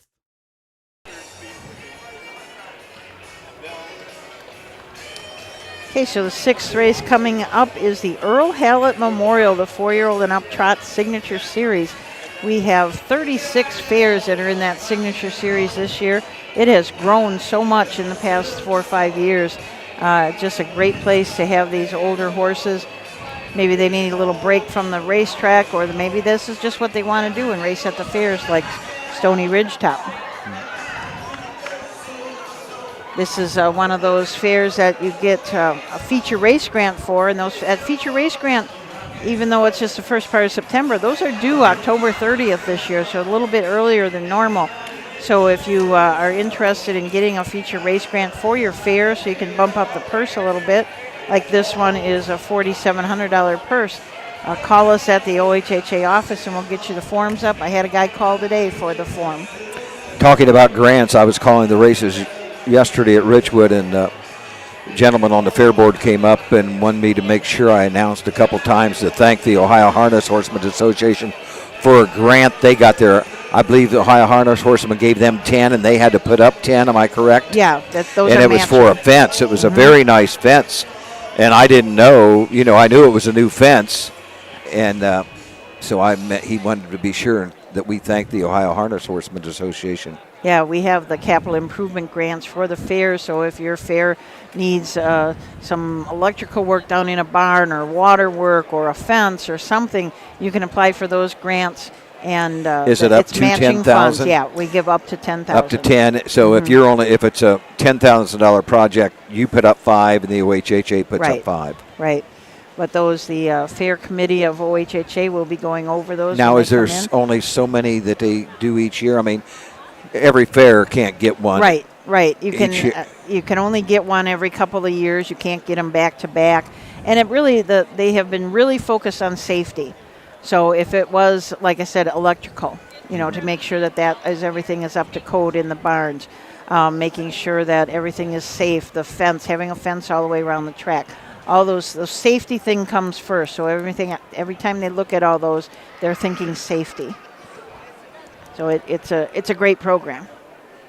So as I said, you can find that. You can. I don't think the form is online, but you can just let us know at ohha.com, and we'll get you that form out. So let's take a look at this 6th race, the Signature Series Trot for $4,700. The One Republic return. Drew Neal will drive for Rosie Weaver. $145,000 lifetime. 2 minutes, 3/5 this year at Bell Fountain. As a 3-year-old took his mark of 156 at Scioto. That's the One Republic return. The 2, Vroom and Vani, put Manny Miller up for Carl Easterday Jr. Chris Easterday is the owner. This is a 5-year-old mare by full count. She's had 65 lifetime starts, 8 wins, 15 seconds, 14 thirds, earned 74,000 plus, has a mark as a 4-year-old. So just last year she took her mark of 57-3 at Miami Valley. This year has 2 wins, the fastest of those, 159 at Wapakoneta. David Lake drives a 3, Tosso Bell. He also trains his 6-year-old bay mare by Don't You Forget It. Robert Beachy of Berlin, Ohio owns. 6 wins this year in 20 starts, has a second, 4 thirds, 24,000, 163,000 lifetime. A lot of back class here for the 3, Tosso Bell. Raced at Van Wert in the Signature Series, finished 3rd. It was a winner at Napoleon in the Signature Series, 202-1. That's the 3, Tosso Bell. Rose Run Extreme will leave from the 4-hole. I think we will need a driver for this one. We don't know that yet. Jerry Tosca is the trainer, and Gary Wilmot from Michigan is the new owner. Bought this horse, must have been just really recently. This is a 5-year-old gelding by Triumphant Caviar, has had 90 lifetime starts, 6 wins, 9 seconds, 15 thirds, made $82,000 plus. Has a mark as a 3-year-old of 157, taken at Pocono Downs. Last year got a mark of 57-3 at Northfield, and this year 2-1-1 at Northfield. 5, Stony Ridgetop, John Koneski III, owns, trains, and drives, owns in partnership with Patrick Koneski, the 5-year-old bay gelding by Wishing Stone. He's been a good one for the Koneskis. 8 starts, 8 wins in 11 starts, 27 career wins in 50 starts, 122,000.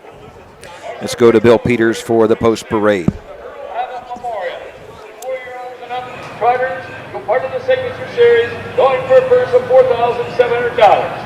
And 1 is Republic Return. He's a bay gelding, 4 years old, by Global Republic S out of Fantasy's Chip Chip by Chip Chip Array. All by Rosie Weaver of Beach City and Heartland Acres of Wauseon. Trained by Rosie Weaver, driven this evening by Drew Neal. Lifetime earnings over $145,000. A lifetime mark 156. Number 2 is Vroom and Bonnie. She's a bay mare, 5 years old, by full count out of Cindy Coy by Inquire. All by Chris Easterday of Bucyrus, Ohio. Trained by Carl Easterday Jr. Driven this evening by Emmanuel Miller. Lifetime earnings over $74,000. A lifetime mark of 157 3/5. And she was a winner of this race last year. Number 3 is Tulsa Bell. She's a bay mare, 6 years old, by Don't You Forget It out of Keystone, Isabella by Majestic Sun. All by Robert Beachy of Portland, Ohio. Trained and driven by David Lake. Lifetime earnings over $163,000. A lifetime mark 154 4/5. The 4 is Rose Run Extreme. He's a big gelding, 5 years old, by Triumphant Caviar, and Queen Extreme by Craze. Owned by Gary Wilmoth of Erie, Michigan. Trained by Jerry Tosca. Driven this evening by Cameron Keena. Lifetime earnings over $82,000. The lifetime mark 157. For 5 is Stony Ridge Top. He's a big gelding, 5 years old, by Wishing Stone out of Ruffles Have Ridges by Tom Ridge. Owned by John Kaneski III of Pemberville and Patrick Kaneski of Bowling Green. Trained and driven by John Kaneski III. Lifetime earnings over $122,000. The lifetime mark of 155 and 4/5. Coming into this race with 8 straight wins. Number 6 is Team Bravo. He's a big gelding, 4 years old, by Uncle Peter out of I Like Purple by DeJarmbro. Home with the Stargate Stable of Bloomingburg, Ohio. Trained and driven by Matt Brown. Lifetime earnings over $60,000. The lifetime mark 155 and 3/5. And number 7 is Oh My Heart. He's a big gelding, 6 years old, by Don't You Forget It out of Pick Up My Heart by Muscle Hill. Owned by Jason Hanna of Marshall, Michigan, and Kim Haber of Bellevue, Michigan. Trained by Jason Hanna. Driven this evening by Taylor Hanna. Lifetime earnings over $172,000. The lifetime mark 153 and 2/5. Those are your horses for the 2024 Earl Hammett Memorial Trot. There's win. So the 6 is Team Bravo. He will race without trotting hobbles tonight. Matthew Brown will drive and also trains for Stargate Stable from Bloomingburg, Ohio. This is just a 4-year-old Uncle Peter out of a DeJarmbro mare. 44 lifetime starts, 7 wins, has made over $60,000 and has a 4-year-old mark. So this year took his mark at Scioto Downs in 55 and 3. Susan, the 7, Oh My Heart. Taylor Hanna drives. 6-year-old bay horse by Don't You Forget It. Has 2 wins this year, 24 wins lifetime in 70 career starts, 172,000 lifetime, 53 and 2 as a 4-year-old at Scioto Downs. This year a winner at Hoosier Park, 154 and 1. That was back on July 27th. We talk about Stony Ridge Shop is sitting first in the Signature Series points. Vrooman Vrani is second. Republic Return is 4th, and Tulsa Bell is 5th. So this is like a preview of the final. As Bill mentioned, Stony Ridge Top 8 in a row coming into this race. The championships go at Delaware. I know the pace goes on a Thursday jug day. I'm guessing the trot goes Tuesday I will look at Delaware, and it'd be so important. They'll score 8 wide there. I don't know if they take 8 or they take 9 for the final at Delaware, but the post position draw is so important. Yeah. It's going to be a tough final. Russ Schwartz and Deb Schwartz have wishing for master or something like that, and then Mark Winters Jr. and Jeff Nysong are Lena Stone. Yes. Yes. I mean, it's loaded this year. There's a bunch of nice trotters. Yeah. The Signature Series is going to be on Monday. Monday. So the trot. The trot goes on Monday. The final and there's also a consolation yes. that day? Mm-hmm. Same day. And it goes for $4,000? Yes. Okay. But you look at this Stony Ridge Top, and my gosh, he's just, I mean, he's 42 for 50 first, seconds, or thirds. That's just kind of unreal. And only 5 years old, he's already made $122,000. And I talked to John Konetsky, I don't know, a month or 2 ago about him, and he says he gets calls every week that they want to buy him. Why would I sell him? He says he's having so much fun with them. He's such a nice horse. So he's definitely not going to sell old Stony Ridge Top. And John is 76 years old, having the time of his life driving this horse. Vrooman Vrani, Tulsa Bell, Rose Run Extreme, and Stony Ridge Top.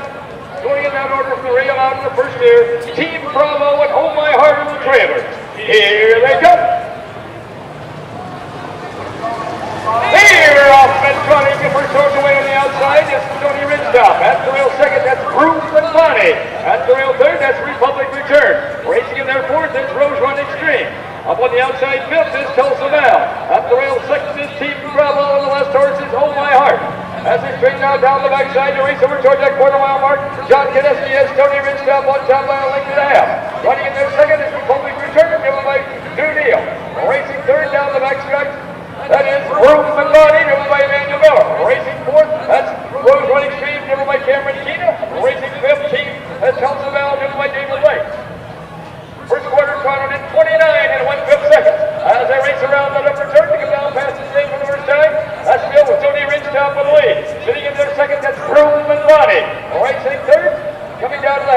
That is Republic Return. Up on the outside fourth. Now comes Tulsa Bell. Also on the move is Rose Winning Stream. Oh my heart. That's by the back 17 Bravo. That's that half-mile mark. That's still Stony Ridge top of the lead. First half gone in 59 and 2/5 seconds. As they round the turn now and head down the backside to reach over the 3/4 mile mark. But what the catch is Stony Ridge top. 2 lengths back second. That is Peru Masadi. On the outside third, that is Tulsa Bell. That's the rail fourth. That's Republic Return. Fifth is Rose Winning Stream. Oh my heart. Sixth is coming past the ball from far back. Past that 3/4 mile mark. That's Stony Ridge down by 4 lengths. Racing in there second. That is Peru Masadi. And on the outside third comes Republic Return. 3/4 at 128 and 2/5 as they race around the upper turn to head to Painter. That's Stony Ridge top of the lead, but Republic Return is gaining on every side. Stony Ridge top of the rail. Republic Return on the outside as they race for home. Stony Ridge top, Republic Return. Stony Ridge top, Republic Return. Stony Ridge top, Republic Return. Republic Return. Stony Ridge top up in place. Baruch and Bonnie to show. And up the north is Oh My Heart. A mile in 158 and 2/5. Just a fifth of a second off the track record. Wow. Whoa, that was quite a race. 158 and 2, just a tick off. The track record's 158 and 1. Stony Ridge top did all the work, cut those fractions 29 and 1, 59 and 2, 128 and 2, home 158 and 2. Getting the trip, the One Republic Return. Drew Neal gets his second winning drive of the evening. Republic Return's going to return his backers about $20 for a $2 win ticket. You hate to see a streak end, but you know that it's got to end at some point. Yep. So Stony Ridge Shop had 8 wins in a row and now just got beat. I'm sure he used him a little harder than he'd have liked to get the lead in this race. There's a ton of speed inside of him and a lot of drivers that can send one. And when he was crossed over pretty quick, it was something just beating him out of there the way he did.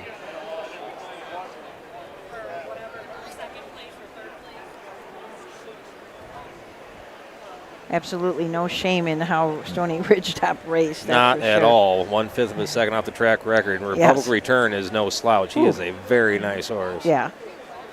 You know what I notice about this whole field is that they're all relatively young horses. I mean, 4 or 5. The oldest one is 6. You're usually correct. in those signature series, It's in the pace, especially, you see a lot of older horses up. Tariq Shielster, that's one that comes to my mind. Yes. Just an old war horse. So Bolt will be coming back to the winner's circle, or he got a ride this time. Yeah. Yeah, he's up Bolt on got Rosie's a ride. lap. Yep. Okay.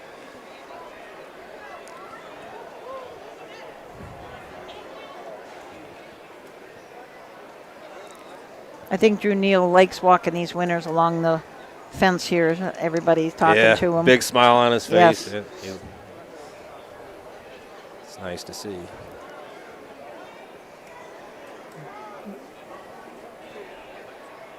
And now moving down the track into the winner's circle, on the winner's go, coming in from Beach City in Wauseon, comes number 1, Republic Return, owned by Rosie Weaver and Heartland Acres, trained by Rosie Weaver, and coming to victory this evening by Drew Neal. This is the Earl Hammond Memorial.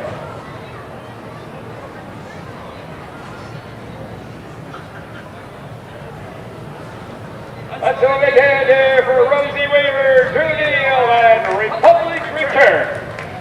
The winner of the 2024 Earl Hammond Memorial Trot.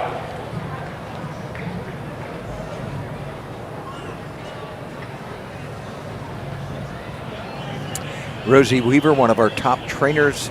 Would she be second in standings? Betty Clegg won. She be second. She Jeff was. Nysonger's right up there. Yeah. Hank Levan is right up there. Yeah, Rosie was just back by 1 or 2 a day or so Okay. from Betty Clegg, so we'll see how getting 2 wins tonight.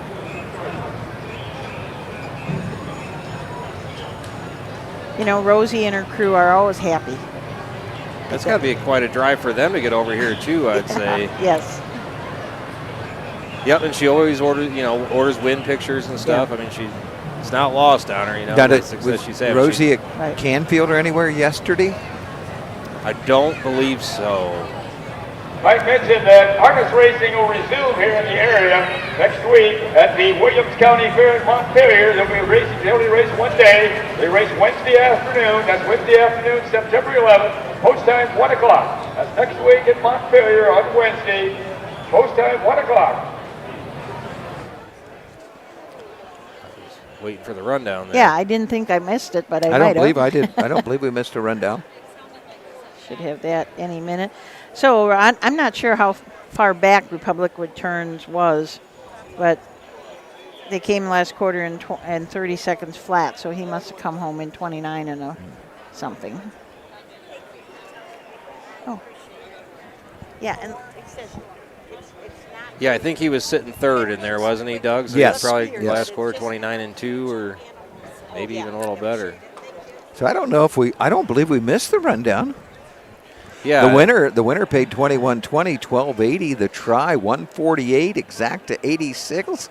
Superfecta $152 and any number $96.10. Well, if we missed the rundown, we all missed it. Yeah. Well, it's on to the 7th, 3-year-old Philly Pacers, field of 5. We'll be back to take a look at these 5 Philly Pacers right after this. At Ohio State's Galbraith Equine Center, our veterinary champions are here for your champions 24/7, 365 days a year. Our expert team of boarded surgeons, sports medicine and rehabilitation specialists, together with veterinary cardiologists, internal medicine, and ophthalmologists, make our hospital your best resource for all sport horse performance issues. The Ohio State Veterinary Medical Center's Galbraith Equine Hospital. Call us today at 614-292-6661. Cool Winds Farm in Lima, Ohio is a full-service standardbred breeding farm. Cool Winds stands the popular dancing Yankee, a 2-time world champion, along with 2019 jug winner Southwind Ozzy, a son of Some Beach Somewhere. Cool Winds also stands the royally bred $2 million earning Western Fame. Be sure to inspect the Cool Winds yearlings at the Ohio Selected Jug Sale at Pickaway on Friday, September 13th. Own a little and love it a lot. TheStable.ca is an award-winning fractional ownership operation. Buy as little as 1% of a racehorse and experience 100% of the thrill. TheStable.ca makes ownership easy, accessible, and affordable. Communication and customer service are at the heart of everything we do. Get started at TheStable.ca.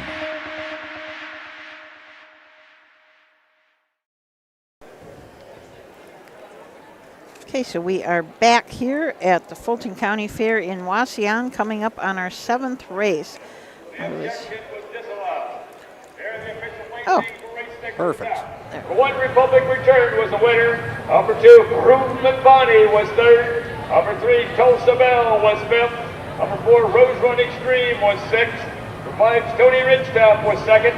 Number 6, Team Bravo was seventh. Number 7, Oh My Heart was fourth. Time of the first quarter was 29 and 1/5. The half was in 59 and 2/5.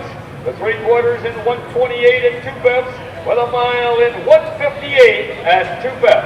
For the top mission rate, 1:35.627. For the bottom, the mile in 158 and 2/5. The upcoming race 7, there'll be Win Place Show, Exacta, Quinella, and Playback. want to give a shout out to our officials here at Wauseon. Got Jamie Brewer is the speed superintendent, Paul Combs, our presiding judge, Tracy Hathaway, the charter, Bill Peters, the clerk, Lynn Scott Photo, the photo finish, Bowen Photo is the track photographer, and the Webb Kimberg starting gate, and Bill Peters is also our announcer. So we've got. We actually, had a late charter change to Terry Mount Pleasant. Yes, her husband Bill is sitting right next to us. I wondered why he was here. I didn't see Terry. So, okay, Terry Mount Pleasant, our charter, always takes a lot of people to put on a race meet like this. That's for sure.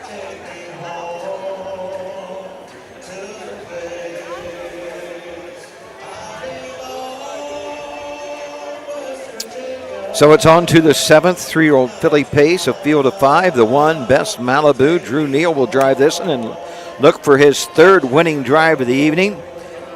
Brian Boring trains the 3-year-old bay filly down by the seaside out of the Western Hanover mare. May West Hanover, a $45,000 purchase 2 years ago. 10 starts, has 3 wins, $14,000 on a year, $23,000 lifetime. 159 and 1 at Attica.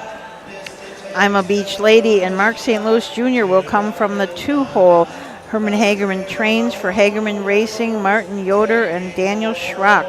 This is a down by the seaside filly out of a Rockin' Image mare. This filly has 9 wins this year. She is 15 for 24, first, seconds, or thirds. Had a 3-race win streak going from Mansfield, Croton, and Napoleon. She also won earlier in the year at Scioto Downs in 53 and 3, so that is her mark. But she was a really good 2-year-old also. Made $48,000 as a 2-year-old and had a mark of 54 at Delaware. Greg Basin will drive number 3, Little Talks. Steve Main owns and trains a 3-year-old bay filly by Racing Hill. This was a $20,000 Buckeye Classic purchase 2 seasons ago. 5 starts this year with 4 seconds, $2,400, $3,200 lifetime. Last time out at Hicksville, finished 2nd, paced a mile in 2:04 and 2. Hugh LeRae and Clifton Bell from the 4. Bill Webb trains. William Webb owns and bred the Cheyenne Ray filly out of a Noble Return mare, Hot Shot Hullabaloo. This horse has had 14 starts, 1 second. Pacing right around between 2-3 and, well, she did have a mile in 2-1 at Tiffin, but otherwise kind of 2-3, 2-4 seems to be what she likes. David Lake will drive number 5, Go Lila Jane for Ken Hess. 3-year-old bay Philip Rockin' Amadeus out of the Cheyenne Ray mare. Ray to go. Has 5 wins in 11 starts, 3 seconds, a third, right at $20,000.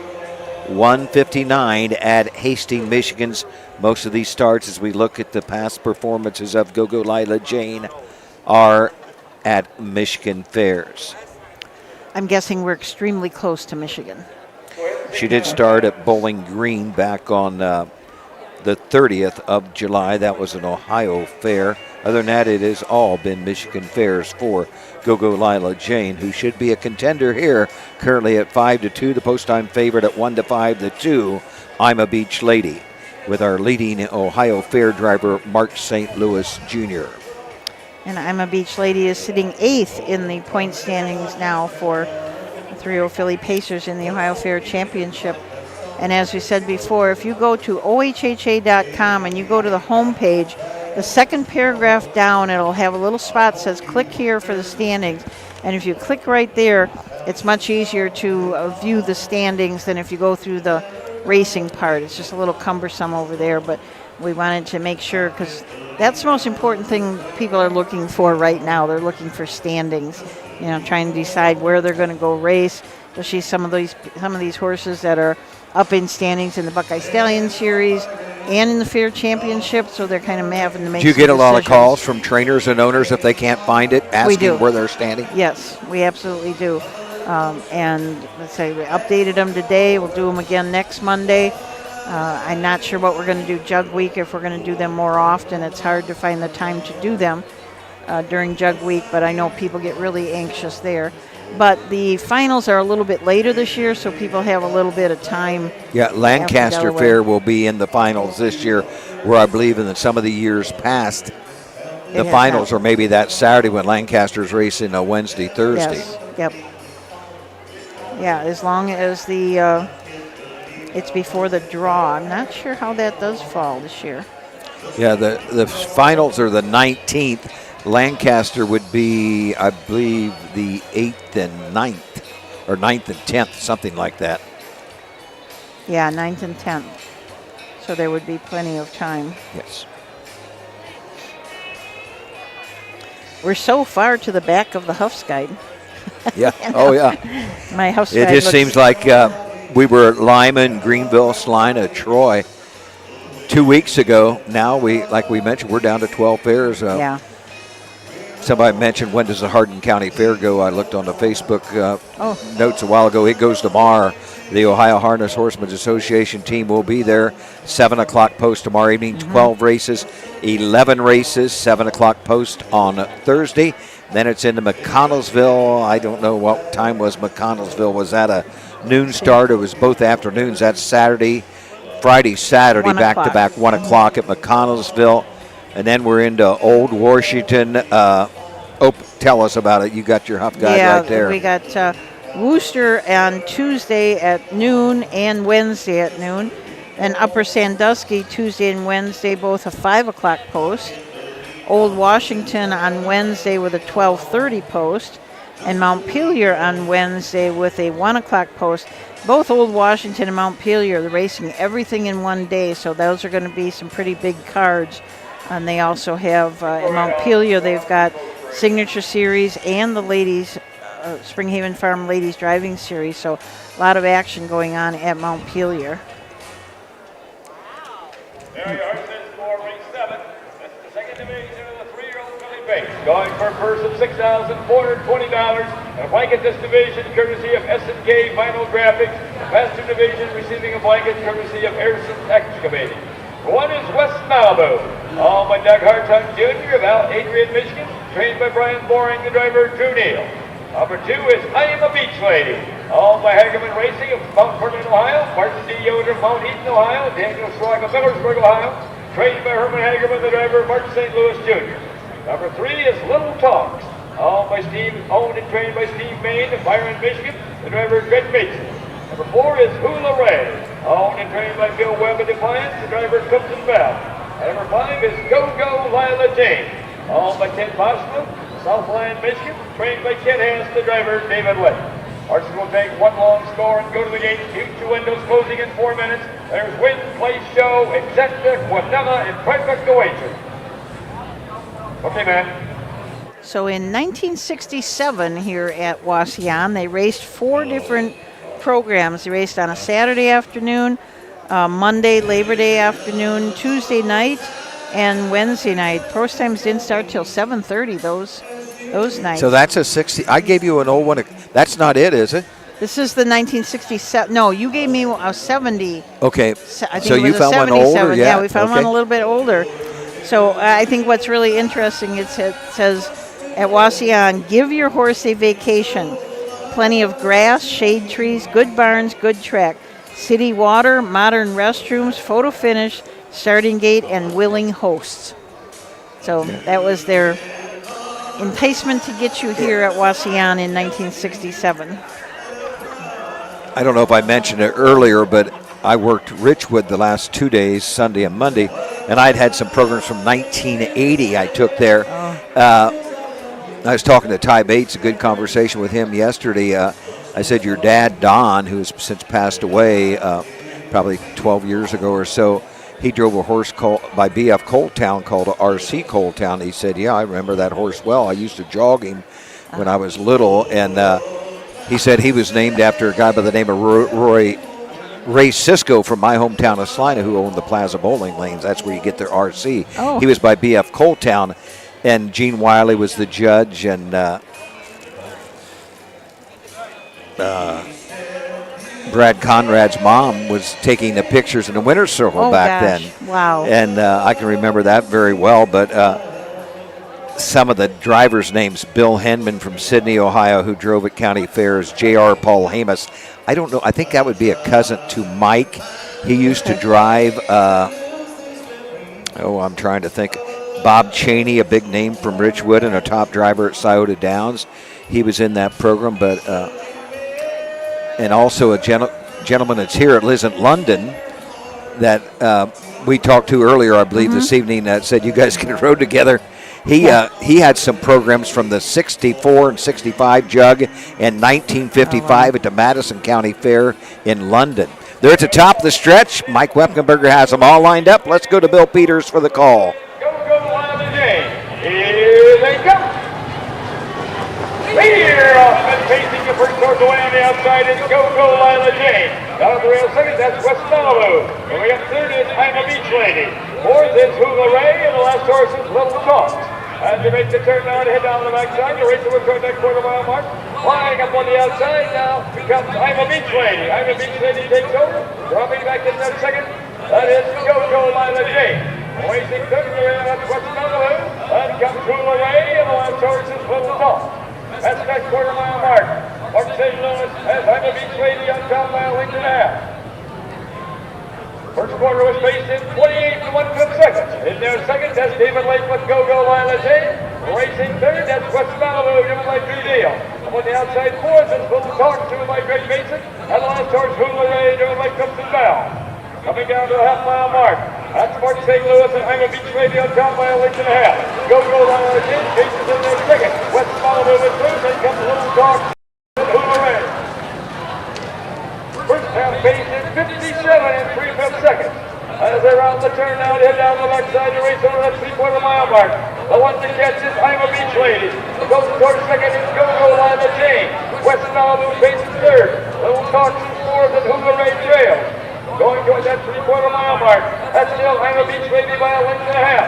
Closing in just a wee bit second now is Go-Go Lila J. And closing in third is West Malibu. 3/4 is 127, and David Lake is getting real busy with Go-Go Lila J. He makes the money outside the phone to put to I'm a Beach Lady. It's I'm a Beach Lady today. Go-Go Lila J. Here only hits the ball to turn for home. Go-Go Lila J on the outside. I'm a Beach Lady today. Go-Go Lila J and I'm a Beach Lady. Go-Go Lila J and I'm a Beach Lady. Go-Go Lila J and I'm a Beach Lady. It's Go-Go Lila J. I'm a Beach Lady up the plate.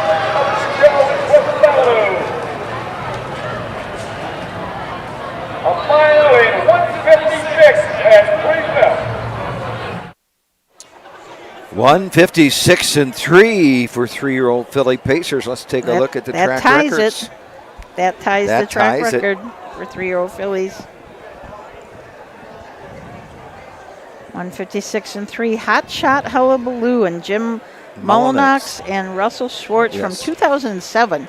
2007. So, couldn't beat it, but just tied it. Very good race. Very good race. It was the loudest crowd I've heard all year, all season. Oh, the crowd is still here. Kind of like a football night. Kind of chilly. Yeah, it is. People are down getting their donuts and their funnel cakes and coming back up here and enjoying the races. That was a heck of a race. Go-Go Lila Jane just kind of sat back and waited. And 28 and 1, 57 and 3, 127 home, and 156 and 3 to equal the track record for 3-year-old Philly Pacers here at the Fulton County Fair.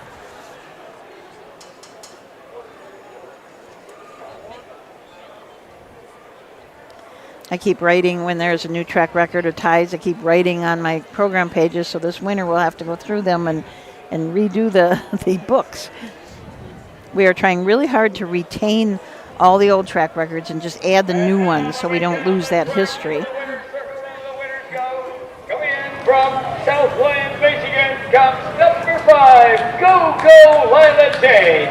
Owned by Ted Marshall, trained by Kid Hess, and driven effective this evening by David Lake. And Go-Go Lila J has just equaled the track record for 3-year-old Philly Pacers.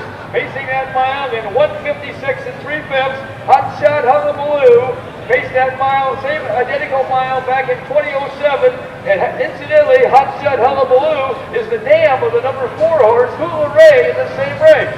Wow. This horse will receive both blankets. This horse receives both the S&K Vinyl Graphics and Airsom Excavating blankets. Let's do a big hand here for Kid Hess, Cooper Stampa, David Lake, and Go-Go Lila J. And the S&K Vinyl Graphics and Airsom Excavating, the owners of the blankets.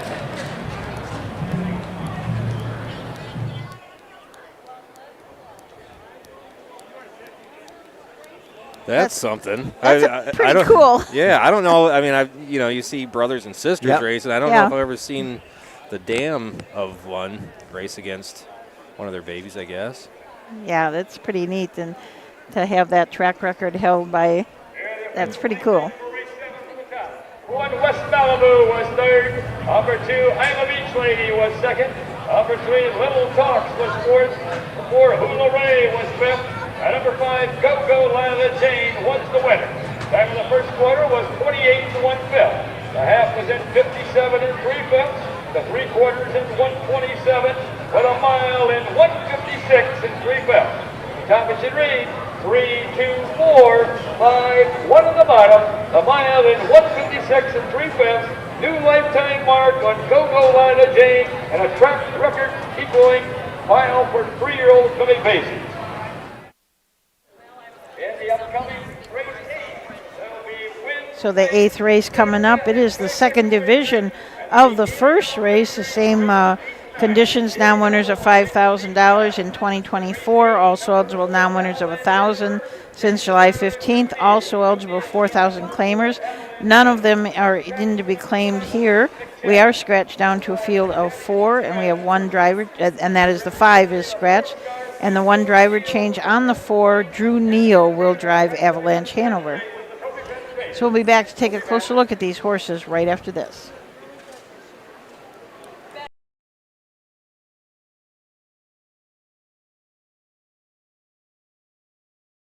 With the signing of the Treaty of the Miami in 1818, this northwest portion of Ohio opened up to settlers. The first log cabin in this area was built by 40-year-old Elisha Williams, who arrived from Seneca County with his wife and 4 grown children in October of 1835. That was the very same year of the infamous Toledo Wars, which was contested just with a lot of positioning and a few warning shots fired, although one Michigan sheriff did get stabbed with a penknife. It wrested the control of the Toledo Strip and moved the boundary of Michigan and Ohio 7 miles further north to its present latitude. In 1839, the last of the Ottawa tribe and the chief Wauseon were removed to west of the Mississippi. By 1850, the canal craze had brought Europeans by the thousands into the area. That year, Fulton County was formed from parts of Henry, Lucas, and Williams counties and named for Robert Fulton, the inventor of his North River steamboat, later renamed the Clermont, which in 1807 had traveled a 300-mile round trip between Albany and New York City in just 62 hours and opened up the rivers and Ohio to the world. The original county seat would be named Center, as a stake was placed exactly in the middle of the county. They would rename it Atoke, which was the last of the great Ottawa chiefs to plead their case to stay in Ohio, and who was a half-brother to Chief Wauseon. The railroad arrived in Wauseon in 1853, and it became the commercial center of Fulton County. A mere 5 years later, in 1858, the very first Fulton County Fair was held in Atoke on a farm. But then the fair was moved to a present site less than a mile south in Wauseon. The racetrack is considered one of the best in northwest Ohio's, and with as many improvements to the grounds as well as its barn area over the past 162 years, Fulton County Fair is now the 3rd largest fair in Ohio and still growing. The roots of harness racing are born at the county fair. For over 150 years, people have gathered to watch horses battle it out for fame and glory. Catch the thrills this summer at an Ohio Fair Racing Conference County Fair. The OFRC races at 22 fairs in 20 Ohio counties. Trotters and pacers put it all on the line to be called the best in the Buckeye State. The Ohio Fair Racing Conference, where the path to greatness begins. I don't care where you are, when somebody starts swinging Sweet Caroline, the whole crowd gets into it. Those ladies just quit dancing. There we go. There we go. I tried it. We got them now. Yeah, everybody's having a good time with this song, that's for sure.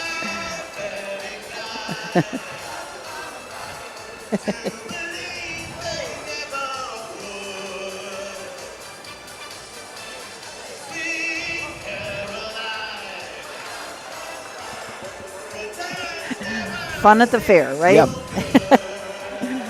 Matt Richardson, I believe is his name. That's what it is. Yeah, I couldn't remember his last name. Does a great job. He does.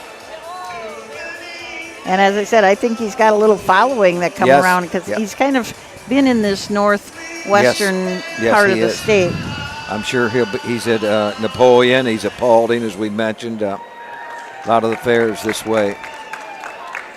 He's getting a big round of applause for. Does a great job. He really does. Keeps everybody, and he's got it down pat now. When Bill says, "Go ahead, Matt," and then he knows when to stop, and he's really. And that takes something because he you knows don't want to what's be over going the on top. with racing. Yes, exactly. Yep. Really he knows good. when to play and when not. So this is the second division of that overnight we were talking about, going for $750. We are scratched down to a field of 4. Mick Chatty, the 5-horse, is scratched. We can take a look at these horses before they come out. The one is our Matty Blue Chip. Mark Hedworth will drive. He also trains and owns. This is a 7-year-old American Ideal gelding. He's had 138 lifetime starts. He's made $282,000 at a mark of a 6-year-old of 151 at Miami Valley. But he didn't lose much speed because this year he's got a mark of 51-3 at Miami Valley Raceway. 2 Fred's Nightmare, Mark St. Louis Jr. for Becky Zubkoff. 5 wins this year, 24 wins lifetime, 147,000. Mark this year, 51-3 at Miami Valley. Famous Seamus, Pierce Henry will drive for Karen Tazatsky. Denmar Stables of Florida, from Fort Myers, Florida, are the owners of this 6-year-old gelding by Do Me That Again out of a Western Hanover mare. 117 lifetime starts, 6 wins, 15 seconds, 17 thirds, $60,000 in earnings. Took a mark as a 3-year-old, a 154-3. Last year as a 5-year-old, had a mark of 158-3 at Northville. Drew Neal gets the drive on the 4 Avalanche Hanover for Kim Pluta. This is a 13-year-old, 384,000 lifetime, 34 career wins in 313 starts, has 3 wins this year. A little over 8,000 last time out at, I believe this was a Michigan Fair, 201-1 for the 4 Avalanche Hanover. Here's a post parade with Bill Peters. Our fighting post work for race 8. This is the second division of a pace for non-winners of $5,000 in 2024. Also eligible non-winners of $1,000 since July 15. Also eligible $4,000 claimers. Going for a purse of $750 and a blanket this division courtesy of North Star Blue Scope Steel. The faster division getting a blanket courtesy of Pines Entertainment. The one is our Matty Blue Chip, owned and trained by Mark Hedworth of Oregon.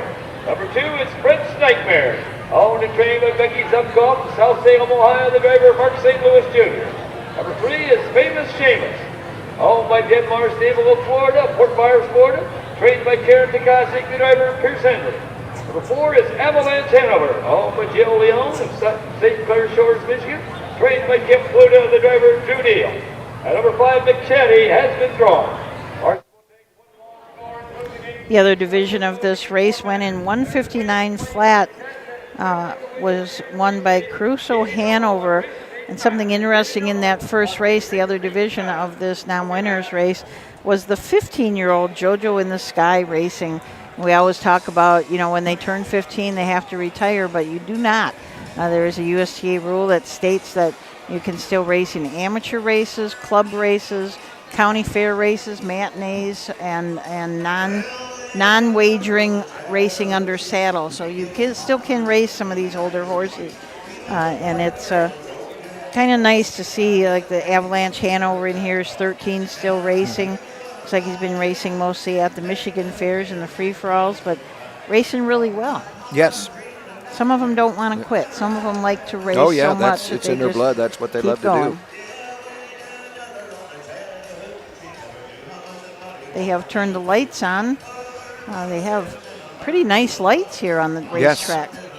Just very nice fair. You can tell from top to bottom it's well managed. We're involved with the harness racing department, which is, I don't know who the speed superintendent is for sure here. Is it Jamie?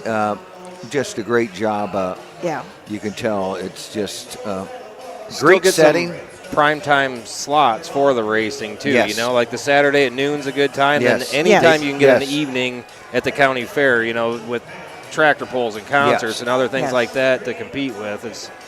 It helps. I would say not only harness racing, but anything they have. The people here in Fulton County love their fair. Mm-hmm. They're going to be a great turnout. Well, I missed the first entrance into the fair, so I went down there and I thought, oh my, if I park down there, I'm not going to find my car again. There was a lot of cars down in that I parking didn't realize the entrance down there. Yeah, there's one more a little bit further, and it was going to, so I turned around and came back in here, and I said, I'm with the harness racing. Can I park closer? So I ended up parking over where Rosie Weaver's got her trailer under the trees. As she listened to that 1967, she must have read that where they said they had good shade, good grass. So that's where she went. Matt, instead of a milkshake, you might be getting a hot chocolate. I know. It cooled right off, didn't it? We're at the top of the stretch. Mike Wepkenberg's got them ready for a start. Here they go. Clear off and facing the first row away is Prince Nightmare. At the row second is Armani Blue Chip. Up on the outside third is Avalanche Hanover, and the last horse is Famous Seamus. As they make the turn now and head down the backside, the race over toward that quarter-mile mark. Out there on the front end, that's Prince Nightmare, driven by Mark St. Louis Jr. Racing in their second is Armani Blue Chip, driven by Mark Edward. Racing third, Avalanche Hanover, driven by Drew Neal. The last horse, Famous Seamus, driven by Pierce Henry. Going past that quarter-mile mark, that is still Prince Nightmare by a length and a half. Racing second, Armani Blue Chip, that counts Avalanche Hanover and Famous Seamus. First quarter pace in 27 and 4/5 seconds. As they race around the upper turn to come down past the end for the time. That's Prince Nightmare by 2 lengths over Armani Blue Chip. Third, racing third, that's Avalanche Hanover, and trailing is Famous Seamus. No change as they come down to the half. That's Mark St. Louis and Prince Nightmare bringing the horses to the half. Sitting the over there second, that's Mark Edwards, part with Armani Blue Chip. That's jumps Avalanche Hanover and Famous Seamus. First half pace is 56 and 2/5 seconds. As they're on the turn now, head down the backside, the race over the 3/4 mile mark. The one to catch is Prince Nightmare. He's now on top by 2.5 lengths. Racing in their second, that's Natty Blue Chip. Armani Blue Chip racing third, down the backside. That's Avalanche Hanover and trailing Famous Seamus. No one has given up yet. Racing past that 3/4 mile mark. That is still Prince Nightmare with the lead. Armani Blue Chip racing second, with Avalanche Hanover third, and Famous Seamus fourth. 3 quarters in 126 and 1/5. As they race around that upper turn to head to Junior. Here comes Mark Edwards and Armani Blue Chip up on the outside. Oh, the racer is Prince Nightmare. It's Prince Nightmare at the rail. Armani Blue Chip on the outside. Prince Nightmare and Armani Blue Chip. Prince Nightmare and Armani Blue Chip. It's going to be Prince Nightmare. Here we go. Takes the space there between Armani Blue Chip and Avalanche Hanover. A mile in 157 and 2/5. Susan, the crowd going wild. They were. Come on, 2. Come on, 1. Come on, 2. That was the most excitement Yeah. I've seen all summer at a Yes. fair. What a great crowd. What a great race. Fred's Nightmare hung on, I believe.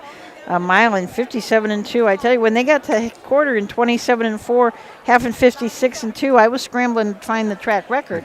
I thought, but Pretty good track record set by JC. Oh. That was a number of years ago. Yes, 2001.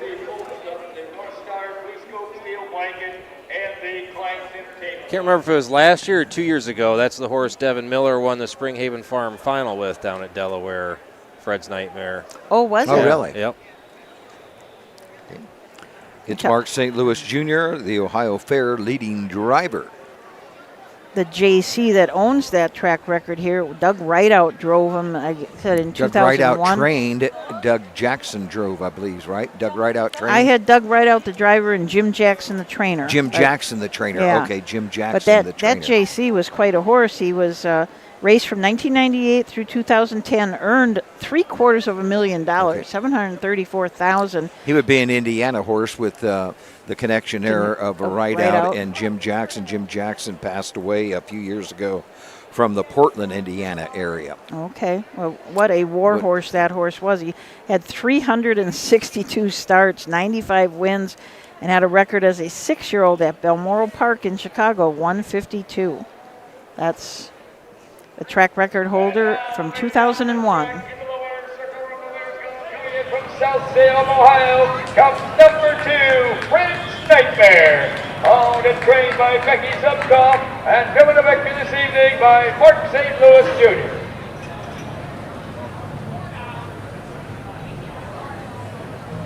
Flanker for this race is courtesy of North Star Blue Scope Steel. And then the faster division gets the Klein's Entertainment blanket, and this horse was the winner in the faster time.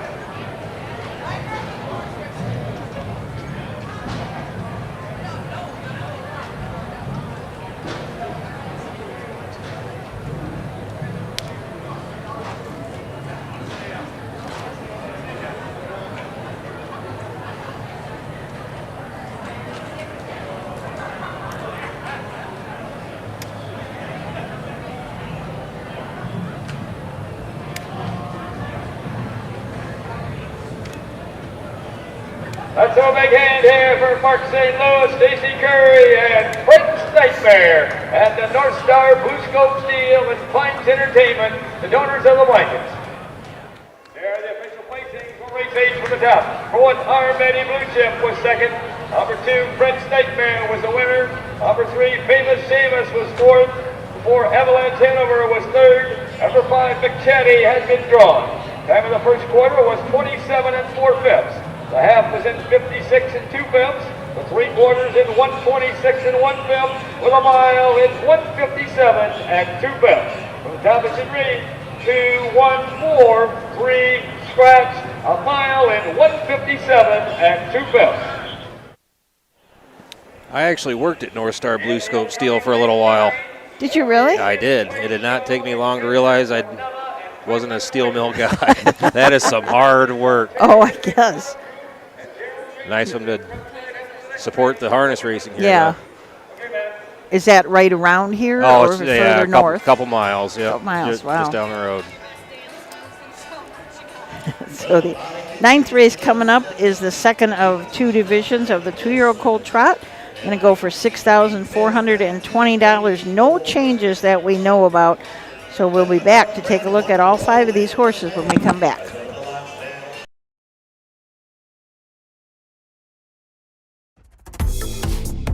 The future is bright in Ohio. Ohio Sire Stakes, Buckeye Stallion Series, 65 county and independent fairs. Whether it's the Ohio Sire Stakes, the Buckeye Stallion Series, or the County Fair, Ohio has a place for your racehorse. This year, Ohio breds are racing for over $20 million in stakes purses. Be part of the winning. Breed, buy, race, win in Ohio. The Delaware County Fair, where history meets horsepower. Get ready for the thrill of a lifetime as the world-famous Little Brown Jug takes center stage. Witness the heart-pounding action, the thundering hooves, and the sheer determination of these incredible athletes. Compete for the coveted Little Brown Jug title. Don't miss your chance to be a part of history. For ticket and hospitality options, visit littlebrownjug.com. The Little Brown Jug, where champions are made and legends are born. Be there! Okay, so welcome back to the Fulton County Fair here in Wauseon, where Matt Richardson is singing "You Don't Look So Good Naked Anymore." So the crowd kind of likes that too. Well, Doug and I have to get our flashlights out in order to see the program now. Getting a little dark here in the grandstand, but the lights on the track are really, really good. Just talking about Delaware, so don't forget, come to Delaware, come to the OHHA tent, which is on the back stretch right next to the log cabin. We'll have cold water and snacks all day, donuts and coffee in the morning. And we're giving away some swag. We ordered some new swag, so we'll have lots of stuff to give away, so we hope that you stop in. And if you have your passport and you've been coming to the fairs all summer, bring that passport in, because if you visited at least 5 fairs, you're going to get a special gift right there at Delaware. Well, this 9th race, Susan, the 2-year-old colt trot for $6,420. Field of 5. The 1 is Uncle Rip, Drew Neal, Rosie Weaver trains. The 2-year-old bay gelded son of Uncle Peter. This is a $29,000 Ohio Select purchase. Has 5 starts on the year. Has a third, pushing $3,000. Last time out, finished 5th at Napoleon. 2:10-2. Best outing was a third-place finish at Bucyrus, where Uncle Rip trotted a mile in 2:08. Tom Moore Jr. owns, trains, and will drive the 2 Dr. Speed. This is an Enterprise colt out of a DeJarmbro mare, Alania's Ways. 10 starts on the year, has not had a winner circle appearance yet.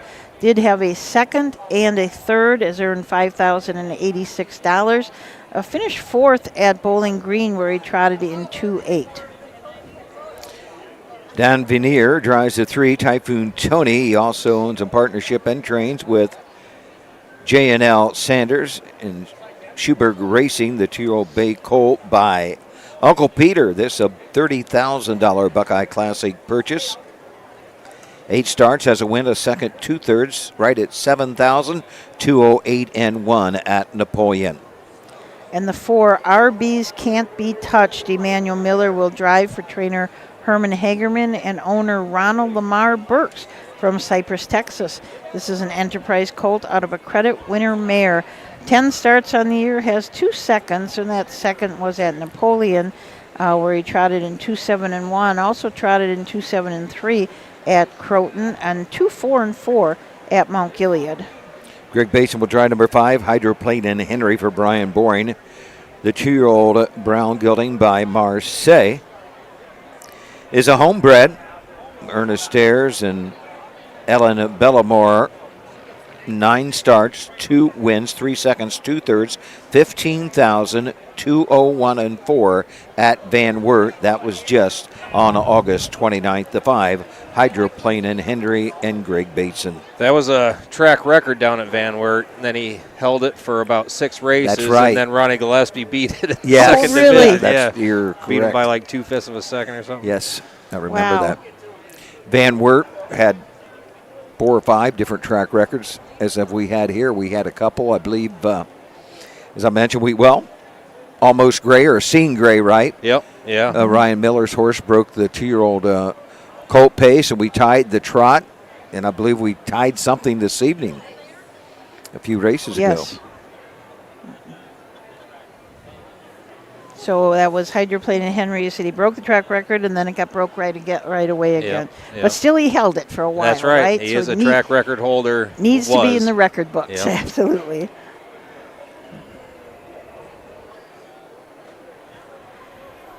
The track records for fairs on the United States Trotting Association website, they change by the next morning. So if you don't know what it was, because as soon as the results from the fairs come in and the computer notes that it is a new track record, it just automatically changes it. So they are very up to date, but still I miss the history.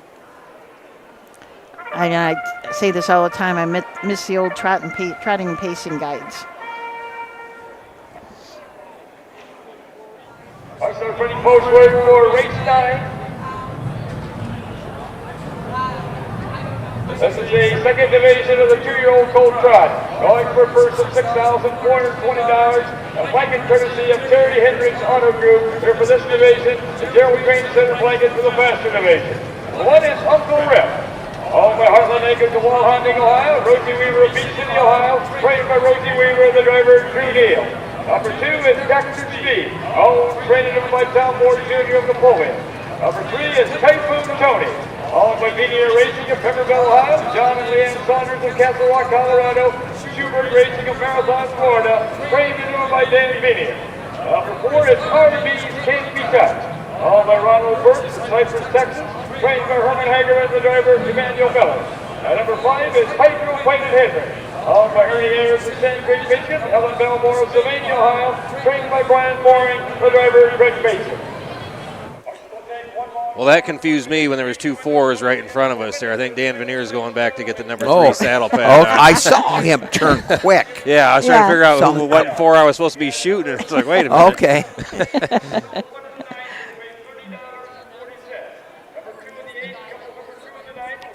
So Hydroplane and Henry, that kind of goes along with Hydraulic Hazel, and is that? Do you know anything about that? Is that somebody? I'm not sure. I know Ernie Ayers bred this one too. He can absolutely fly, but he's still just trying to figure things out. That Van Wert, I think, was one of the first times, at least the first time I've seen him stay flat for the entire way. But, I mean, when he puts it all together, he's a nice colt.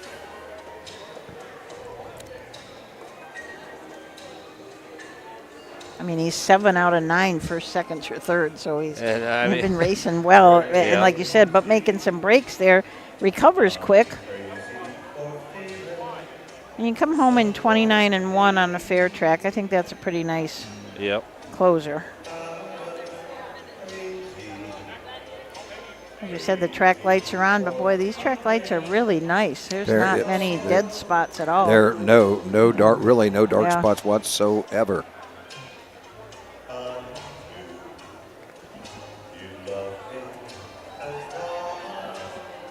Just a great setting. Some fairs, it's just, it's that setting. You go to Croton, it's out in the cornfield.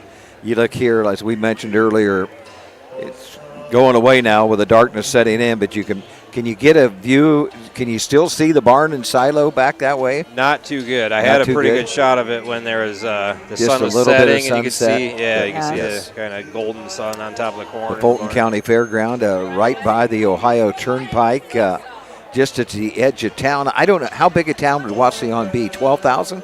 I'm not sure population-wise. There's one of those things that kind of is growing every time I drive through it. It seems to get a little bit bigger.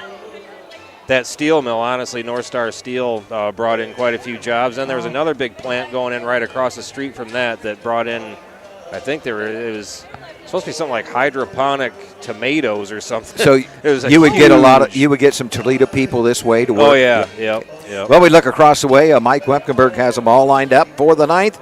2-year-old Colt Trotters, Uncle Rip, Dr. Speed, Typhoon Tony, RBs Can't Be Touched, and Hydroplate and Henry. Bill Peters going to give us a call of the 9th. Let's call the Trotters in. Uncle Rip, Dr. Speed, Typhoon Tony, RBs Can't Be Touched, and Hydroplane and Henry. Here they go. Here, up and trotting the first horse away is Typhoon Tony. That's the rail second, that's Uncle Rip. Up on the outside third, that's RBs Can't Be Touched. Racing in there fourth. That is Hydroplane and Henry. In front of the back fifth, that's Dr. Speed. As they round the turn now, head down the backside, they're racing toward that quarter-mile mark. And Tim Senior has Typhoon Tony along the rail of the lead. Charging up on the outside second, now to take over as they race down the backside. That is RBs Can't Be Touched. Racing down the backside, past that quarter-mile mark. RBs Can't Be Touched for the lead. Racing in there second, that is Typhoon Tony. First quarter trotted in 30 3/5 seconds. As they race around the upper turn to come down past the stand for the first time. That's RBs Can't Be Touched for the lead. Racing second, Typhoon Tony. Hydroplane and Henry up on the outside third. Racing fourth is Uncle Rep, and farther back fifth, that's Dr. Speed. Coming to the half-mile mark. Charging up on the outside down 6-8 lead is Hydroplane and Henry. After the second is RBs Can't Be Touched. Typhoon Tony in their third, followed by Uncle Rep and Dr. Speed. First half trotted in 1 3/5. As they round the turn now to head down the backside to race over that 3/4 mile mark. Owen to catch is Hydroplane and Henry. The goes toward second along the rail is RBs Can't Be Touched. Typhoon Tony trot in their third. Racing fourth is Uncle Rip, the left horse Dr. Speed. Going toward that 3/4 mile mark. That's Hydroplane and Henry by 2 lengths. Still racing second, RBs Can't Be Touched. Typhoon Tony third. Then comes Uncle Rip and Dr. Speed. 3 quarters in, 132 3/5. And now Hydroplane and Henry opens up about 5 lengths. Still racing second, it's RBs Can't Be Touched and Typhoon Tony third. As they turn around, that's Hydroplane and Henry. RBs Can't Be Touched and Typhoon Tony. Past the fans, it's going to be Hydroplane and Henry. And here we all come. Up the first, that is RBs Can't Be Touched. Up the show is Typhoon Tony. A mile in 2:02 1/5. Well, you were right, Matt. When he's good, he's very good. Yeah. And, I mean, just did that handier than anything. I mean, it didn't look like he took a deep breath. Right. When he just moved, when he pulled him out here in front of us going to the half, he just was very confident, just went right on. got over quickly before they hit the turn, was back in at the rail, and just raced really good. I mean, he's in his last 6 starts, he's been either first, second, or third. Nothing else. And as you said, he broke track record at Van Wert, and then it got broken again, so he won't show in the record books, but he still's got that record. And here in 2-2-1. Opened up on him coming home, too. Yeah, I just, the more starts like that, the better. Just get his confidence up, and hopefully he gets all that, the miscues behind him. Because, I think he can make a fair amount of money if he stays at it. Yeah, he's already up to $15,000. Then with this, he's up by $18,000, $19,000 already in just 10 starts.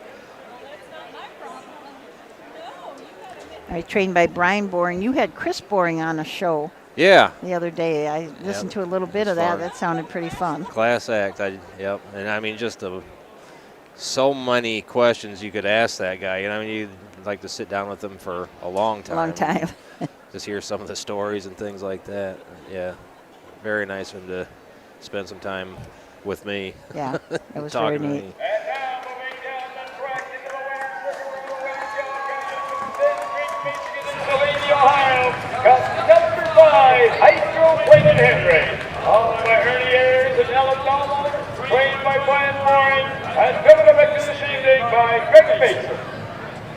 Now, blanket for this division is courtesy of Terry Hendricks Auto Group, and then the Master Division blanket is courtesy of Gerald Training Center, and Hydro Clayton Henry does have the Master Division.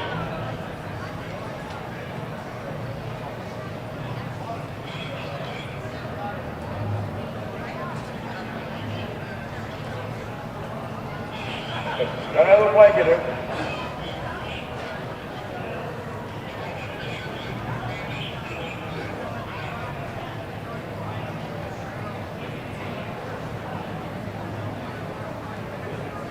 Let's have a big hand here for Ernie Ayers, Ellen Belmore, Cooper Stambaugh, Greg Mason, and Hydro Clayton Henry, and the Terry Hendricks Auto Group and Gerald Training Center, the donors of the blankets.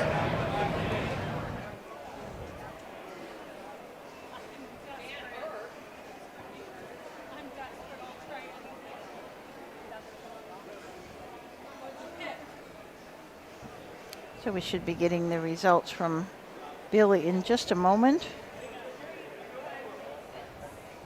And the official placing for race 9 to the top. 1, Uncle Rip was 4th. Number 2, Dr. Speed was 5th. Number 3, Typhoon Tony was 3rd. 4, RB's Can't Be Touched was 2nd. And number 5, Hydro Clayton Henry was the winner. Time of the first quarter was 30 3/5. The half was in 101 3/5. The 3/4 in 132 3/5. With a mile in 202 1/5. Competition rate 4, 5, 3, 2, 1 on the bottom. A mile in 202 1/5. So 9 races in the books. Our 10th and final will be up next. It is the 3-year-old Colt Pace. I'm thinking this is going to be a fast one. We've got 7 in it. The only driver change we know about is the number 1, Alex on the Move, put Manny Miller down to drive. And we'll be back to take a look at all 7 of these horses right after this. At Ohio State's Galbraith Equine Center, our veterinary champions are here for your champions 24/7, 365 days a year. Our expert team of boarded surgeons, sports medicine and rehabilitation specialists, together with veterinary cardiologists, internal medicine, and ophthalmologists, make our hospital your best resource for all sport horse performance issues. The Ohio State Veterinary Medical Center's Galbraith Equine Hospital. Call us today at 614-292-6661.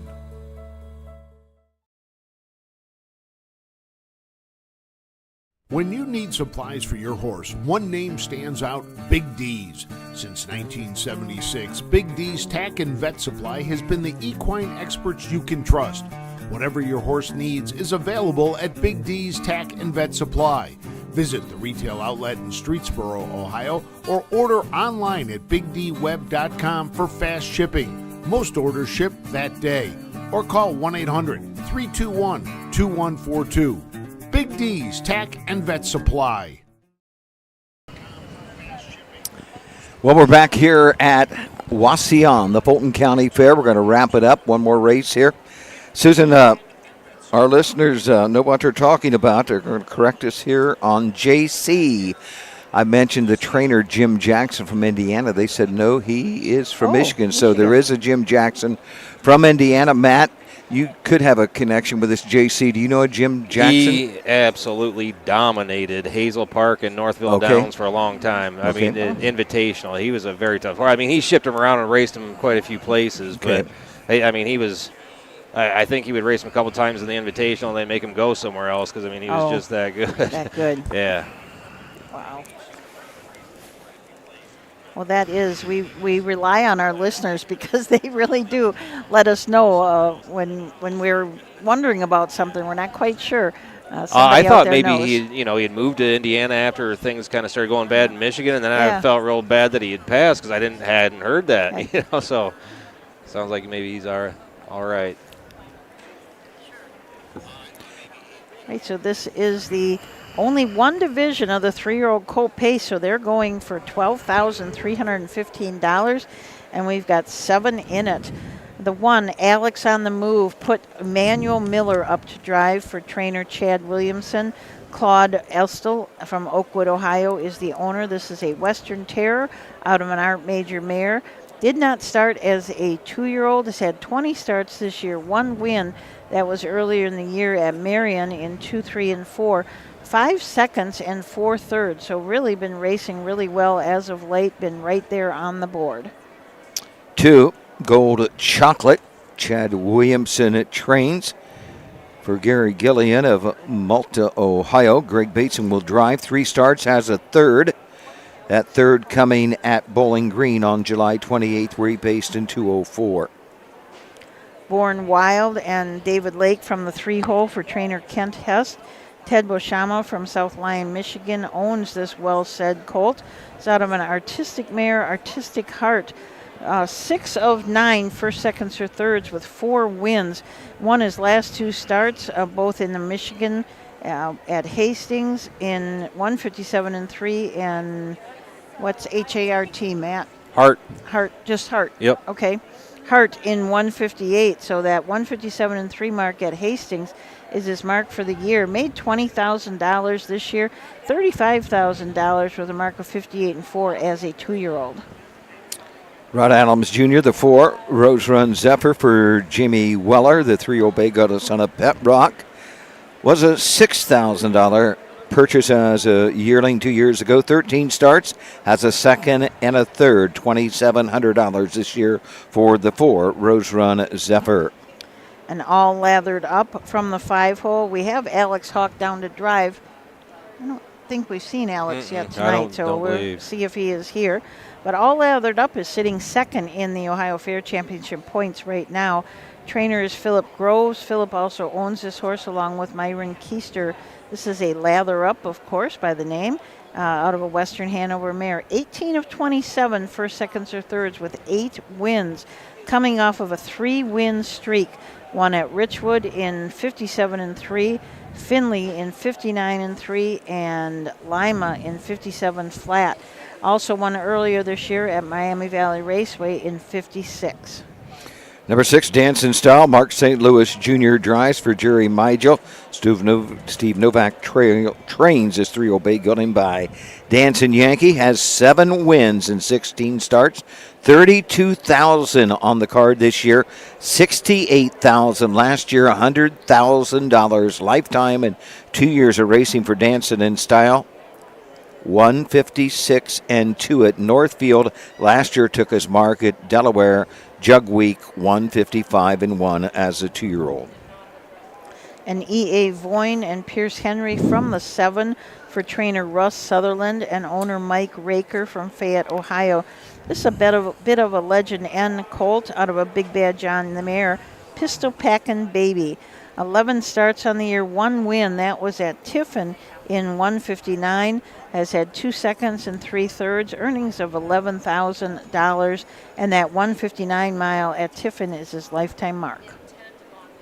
So that's a look at the field for the 10th. 3-year-old colt pace, $12,315 on the line.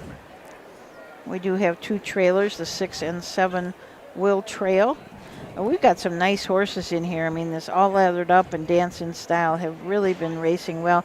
Born Wild coming off of a 2-win race streak, so a lot of nice horses in this race. That kind of does look like Alex Hawk back there. Does it's it? all the way across the track, but it's black and red colors. So Okay. maybe going for 12,000. I mean, I'd probably make the trip up. Maybe he did come up, yeah. Yeah. It sure does look like Alex Hawk. Maybe Derek Flowers has similar colors. I mean, it's so far away, I can't tell. I see people walking their horses into the infield. You had to unload your horses and then go in the infield to park your truck and trailer. So some people are getting ready to leave, so walking their horses in, they're going to load them up and probably buzz right out as soon as this last race is over. Matt, when does the fair start and when does the fair end? Did it start Saturday then?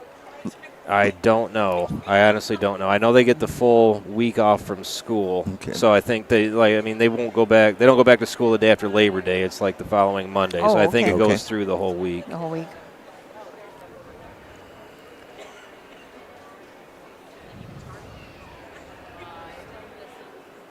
I think it's wonderful that they give the kids a week off. I mean, if you're a 4-H'er or FFA'er and you've got your cows or chickens or pigs here, you need the week off. I went to a sale there at Richwood yesterday. They were selling hogs, and I swear, I know people that have bought horses for less than those hogs were going for. Really? It was like $1,400, $1,500, $2,000. Wow. I had no idea they went that high. I didn't know that till the Salina Fair. A friend of ours came from the Columbus area. They had gave $15,000 for a pig as a baby. Really? They say it's worth $50,000 now. Wow. That's a lot of bacon. Yes, a lot of bacon. Getaway race here for the 2024 Fulton County Fair. This is the 3-year-old colt maze. Going for a purse of $12,315. And a wagon courtesy of Brewer Sound from Palestine, Ohio. One is Alex on the move. All by Rick Astle of Oakwood, trained by Chad Williams and the driver Emmanuel Miller. Number 2 is Gold Chocolate. All by Gary Gullen of Milan, Ohio, trained by Chad Williams and the driver Craig Mason. Number 3 is Born Wild. All by Ted Bosco of South Lyon, Michigan, trained by Kent House and the driver David Lake. Number 4 is Rosewood Cycle. All by Stephen Reed of Republic, Ohio, and JNR Racing, Rising Sun, Ohio, trained by Jamie Weller and the driver Ron Allen Jr. 5 is All Lathered Up. All by Phil Groves and Byron Kester of Sydney, trained by Phil Groves and driver Alex Hawk. 6 is Dancing Style. All by Jerry Mangel of Westwood, Michigan, trained by Steve Novak and driver Mark St. Louis Jr. And number 7 is EA Boy. All by Mike Breaker of Fayette, trained by Russ Sutherland and driver Pierce Henry. Horses will take one long score and go to the gate. Future windows closing in 4 minutes. There's Win, Play, Show. That line to be announced on number 5, All Lathered Up. All Lathered Up raced on September 1st at Richwood, and post position 2 was first in the quarter, 1.5 lengths ahead, was first in the half, 1 length ahead, was first in the 3/4 of a length ahead, was first at the top of the stretch, 1/2 a length ahead, and finished first, 2.25 lengths ahead. His actual time was 1:57 3/5. Last quarter in 29 4/5 seconds. There was no betting. The driver was David Ward, the trainer Phil Groves. So the horses are getting ready on the backside, gathering up. It was Alex Hawk on All Lathered Up, so we did figure that out. So the only driver change in the race is Manny Miller on the 1, Alex on the move. Don't remember, tomorrow we're going to Kenton at 7 o'clock and Thursday Kenton at 7. So we've got those 2 programs for you. Then Friday and Saturday we go to McConnellsville. Both of those are at 1. And then it starts hot and heavy the next week, doesn't it? We've got a lot of races coming up. If you don't have a Huff's Guide this year, you need to get one for next year. So you can send your $10 into the office, to the OHHA office, and get your Huff's Guide reserved already for 2025. Or they can probably do that if they're at Delaware. Stop by the tent. Yep. And also another thing, They could support Ohio Harness Racing by just being an associate member Yes. of the Ohio Harness Horsemen's Association. That gets you a pass into the Ohio Fair Racing Conference fairs on race days. Yes. And I believe it's a $25 membership. You get a nice magazine, quarterly magazine, 4 times a year. As well as the Stallion Directory, Stallion the staking Directory, guide. yes. So yeah, it's well worth it. That $25 is And worth it. you can join probably Jug Week, right? Yes, absolutely. Yes. If you join Jug Week, you get the rest of 24, and then you'll also get 25. The only thing is, I don't think that we're going to be able to take credit cards at the Jug, so you'd have to bring cash or a check. Okay. So we look across the way. Starter Mike Wepkenberg getting them all lined up for this 3-year-old colt pace for $12,315. Mike Wepkenberg a long way from home. I think he's probably got a 3.5-hour drive, about like you, Susan. I'm probably a couple hours, 2 hours. Matt Clark's probably a half hour away from home. So one final time. Let's go to Bill Peters for the call of the 10th from the Fulton County Fair.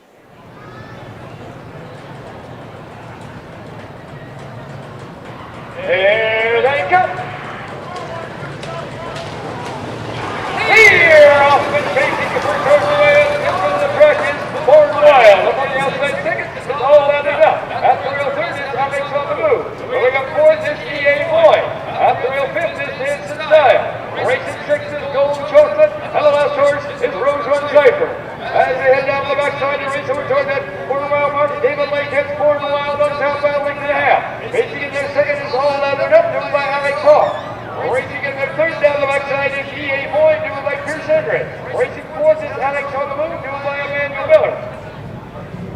First quarter paced in 28 seconds. As they race around that upper turn, come down past the San Luis time.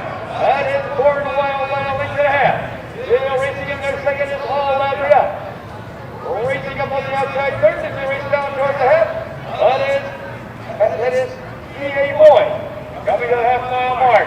With the lead, that is still Born Wild. Down the outside is Alex on the move second. That's the real second. That is all lathered up. On the outside fourth, Hanson Style. That's the real fifth is EA Boy. First half pace is 58 and 1/5 seconds. As they're around the turn now, head down the backside and reach over the 3/4 mile mark. On the rail lead is Born Wild. The horse pouring in the French on the outside second is Alex on the move. 3 wide down the backside now comes EA Boy. That's the rail moving up between horses and going down the backside. That is Hanson Style. Racing around that upper turn ahead for Peter. Offside whip all lathered up. 3/4 in 1:28. Racing around that upper turn ahead for Peter. On the rail lead, that is Born Wild. Born Wild will lead. On the outside, second comes Hanson Style. Born Wild and Hanson Style as they race through the lane. Hanson Style and Born Wild. Hanson Style and Born Wild. It's going to be Hanson Style. And here we come. Born Wild up the race. Up to go to EA Boy. Up to forward. It's all lathered up. Ohio in 157 and 4/5. 157 and 4, another exciting race for the fans here in the stands. They've been yelling since the first race, and they're just as excited as the 10th. Our leading driver in the state, Mark St. Louis Jr., picks up his second winning drive of the evening. Gives him about 96 or 98, so he's definitely going to hit 100 here real quick. I don't know if he'll be at Kenton. I didn't look at the entries. McConnellsville is a Southern Valley circuit. He'll definitely be in action at Montpelier or some of those Ohio Fair Racing Conference are definitely at Upper Sandusky. He seems like Mark St. Louis Jr. Stays in this area here in the Ohio Fair Racing Conference circuit. Hanson Style was sitting 5th in the Ohio Fair Championship points, so he's right there to be in that final. So that puts his earnings up to over $38,000 on the year for Hanson Style with this win. 57 and 4. 3-year-old Bago to son of Dancing Yankee was a $12,000 Ohio Select purchase 2 seasons ago.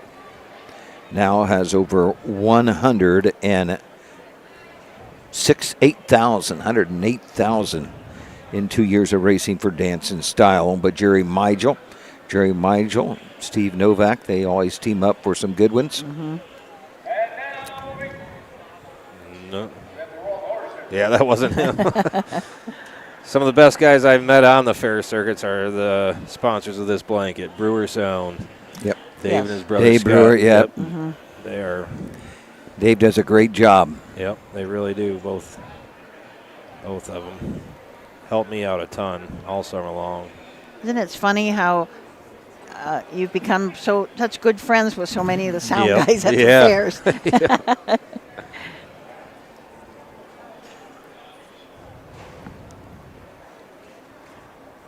Well, I don't see Dancing Style. Here he comes. He's coming back. Taking his time coming back.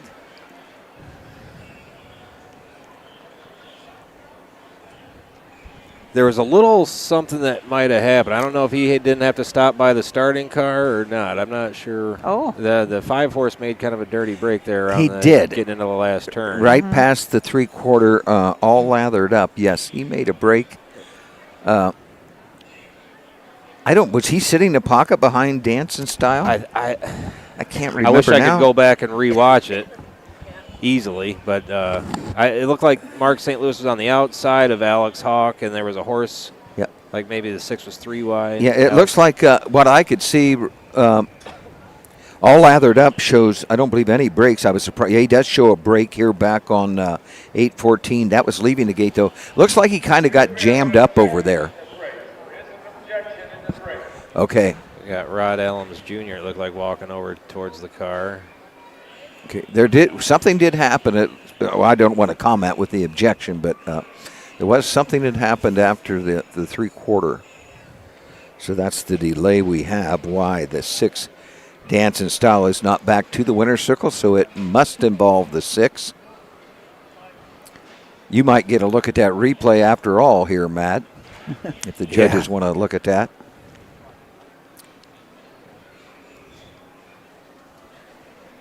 What did you get for a 3/4 time, Susan? I did not. You didn't get it Nope, either? I didn't get it either. So either, okay. I'm not sure Yeah, if he maybe didn't say or we just missed it.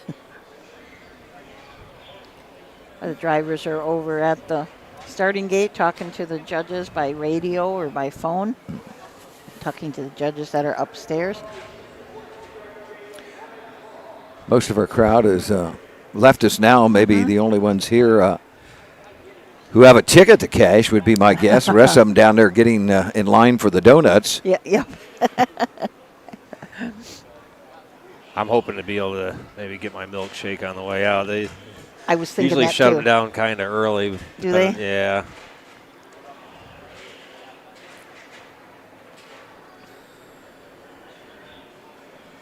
Yeah, I was hoping to get something too, because the way that the GPS brought me, it's a long ways before there's anything to eat at all. Yeah.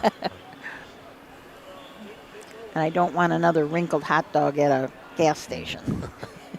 It's only 9 o'clock. We did pretty good tonight. Yes, really run did. off. Yes, absolutely. Too bad we have to end this way with an inquiry. Mm-hmm. Yeah. Especially in a $12,000 race. Yeah. It's like Alex Hawk over there by the. Yep, Alex Hawk very, very well could be involved. Yeah, his horse was the one that made the break. Yeah, he did make that break. He came back then and finished 4th. Mm-hmm. Unofficially, I had the 6 Dancing Style as a winner. Second, I had the 3 Born Wild. Third, the 70 A Voin. Fourth, the 5 all lathered up. 6th, the 1 Alex on the Move, and 7, number 2 Gold Chocolate.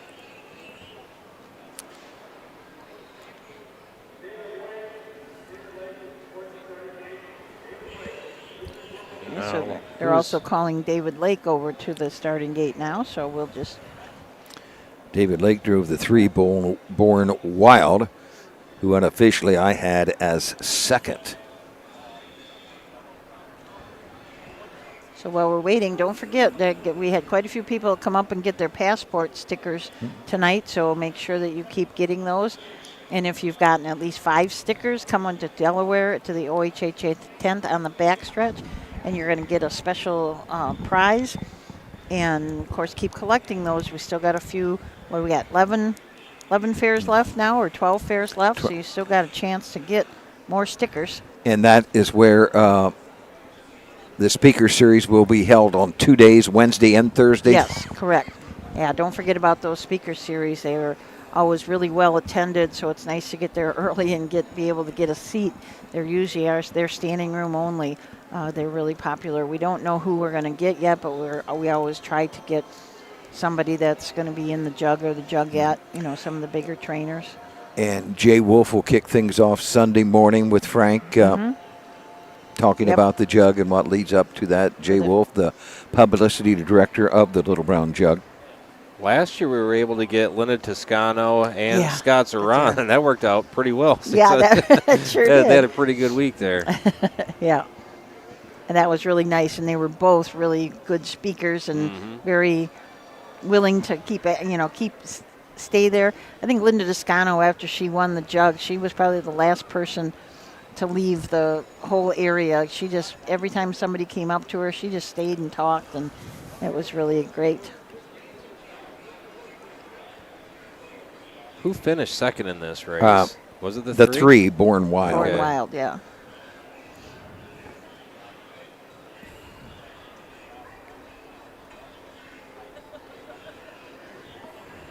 Well, he's still, I thought maybe he was coming back, but he's still going to make another turn, Dance-In Style is. Yeah, looks like a cart full of people coming over.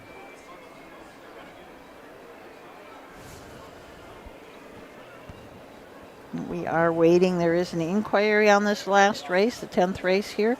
So we're waiting to hear the judge's final decision. Steve Novak's pacing back and forth there on the track by the horse on the $6,000 decision right here. Yes.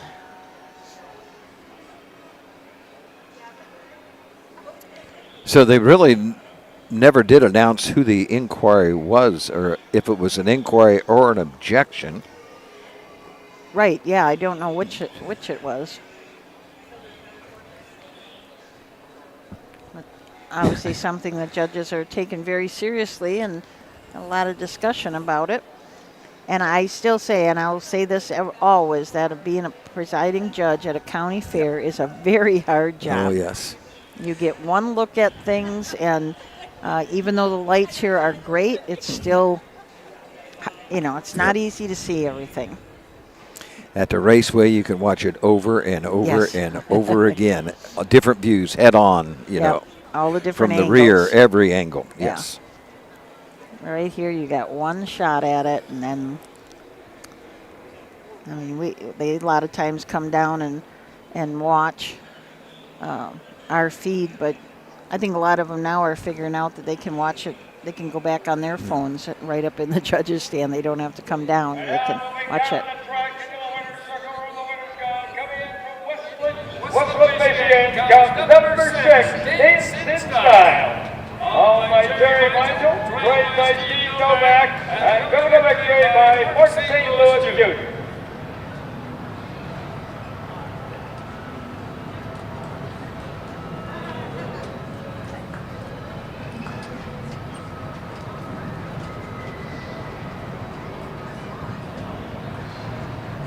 The blanket for this race is courtesy of Brewer's Sound of Palestine, Ohio. I believe this is the 53rd year that Brewers has been providing sound here for the Fulton County Fair.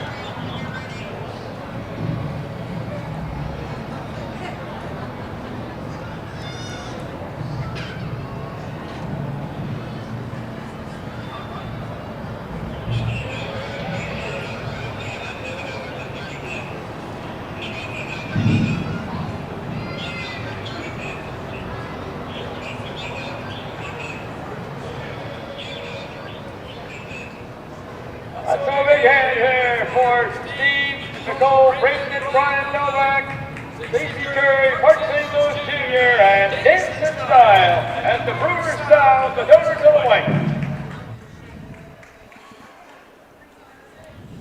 Okay, so we'll have the rundown here the final rundown for you in just a minute. Nice mile, too, 57-4. Yes, very nice mile. And there goes Dance in Style.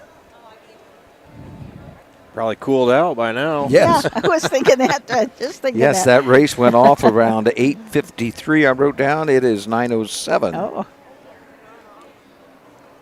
Well, so it's going to be a 14-minute inquiry, huh?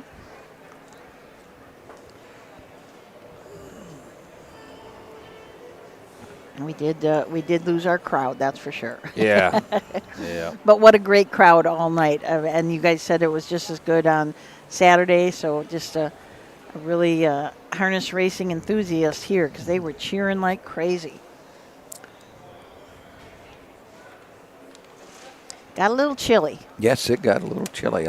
Yeah, I'm ready to get moving around here a little bit. Yeah. Cooled right off. Current temperature 61 degrees. Oh. We're lucky there's not a big old wind. Yeah. Race 10 from the top. Number 1, Alex on the Move was 6. Number 2, Gold Chocolate was 7. Number 3, Born Wild was 2nd.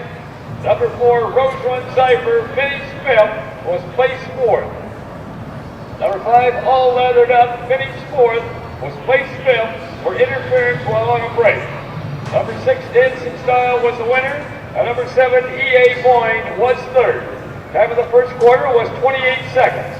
The half was in 58 1/5, the 3/4 in 128, with a mile in 157 4/5. The top should read 6, 7, 2, 4, 5, 1, 3 on the bottom, a mile in 157 4/5. Okay, so that wraps it up for us here at Wauseon at the Fulton County Fair. Don't forget tomorrow, Kenton at 7 p.m. as well as Thursday, Kenton at 7 p.m. Great night, guys. Yeah, it was a great night of racing. Several track records in the 2 days here at the Fulton County Fair. Yep. So for Matt Clark, Doug Ballinger, and myself, Susan Schroeder, we'll have a good night, and we'll see you at a fair real soon.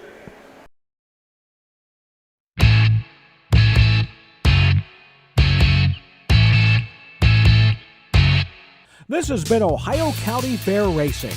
Ohio County Fair Racing has been presented by Midland Acres, thestable.ca, Dublin Valley Farms, Big D Tack and Vet Supply, and the Ohio State Veterinary Medical Center. Ohio County Fair Racing is a presentation of the Ohio Harness Horsemen's Association.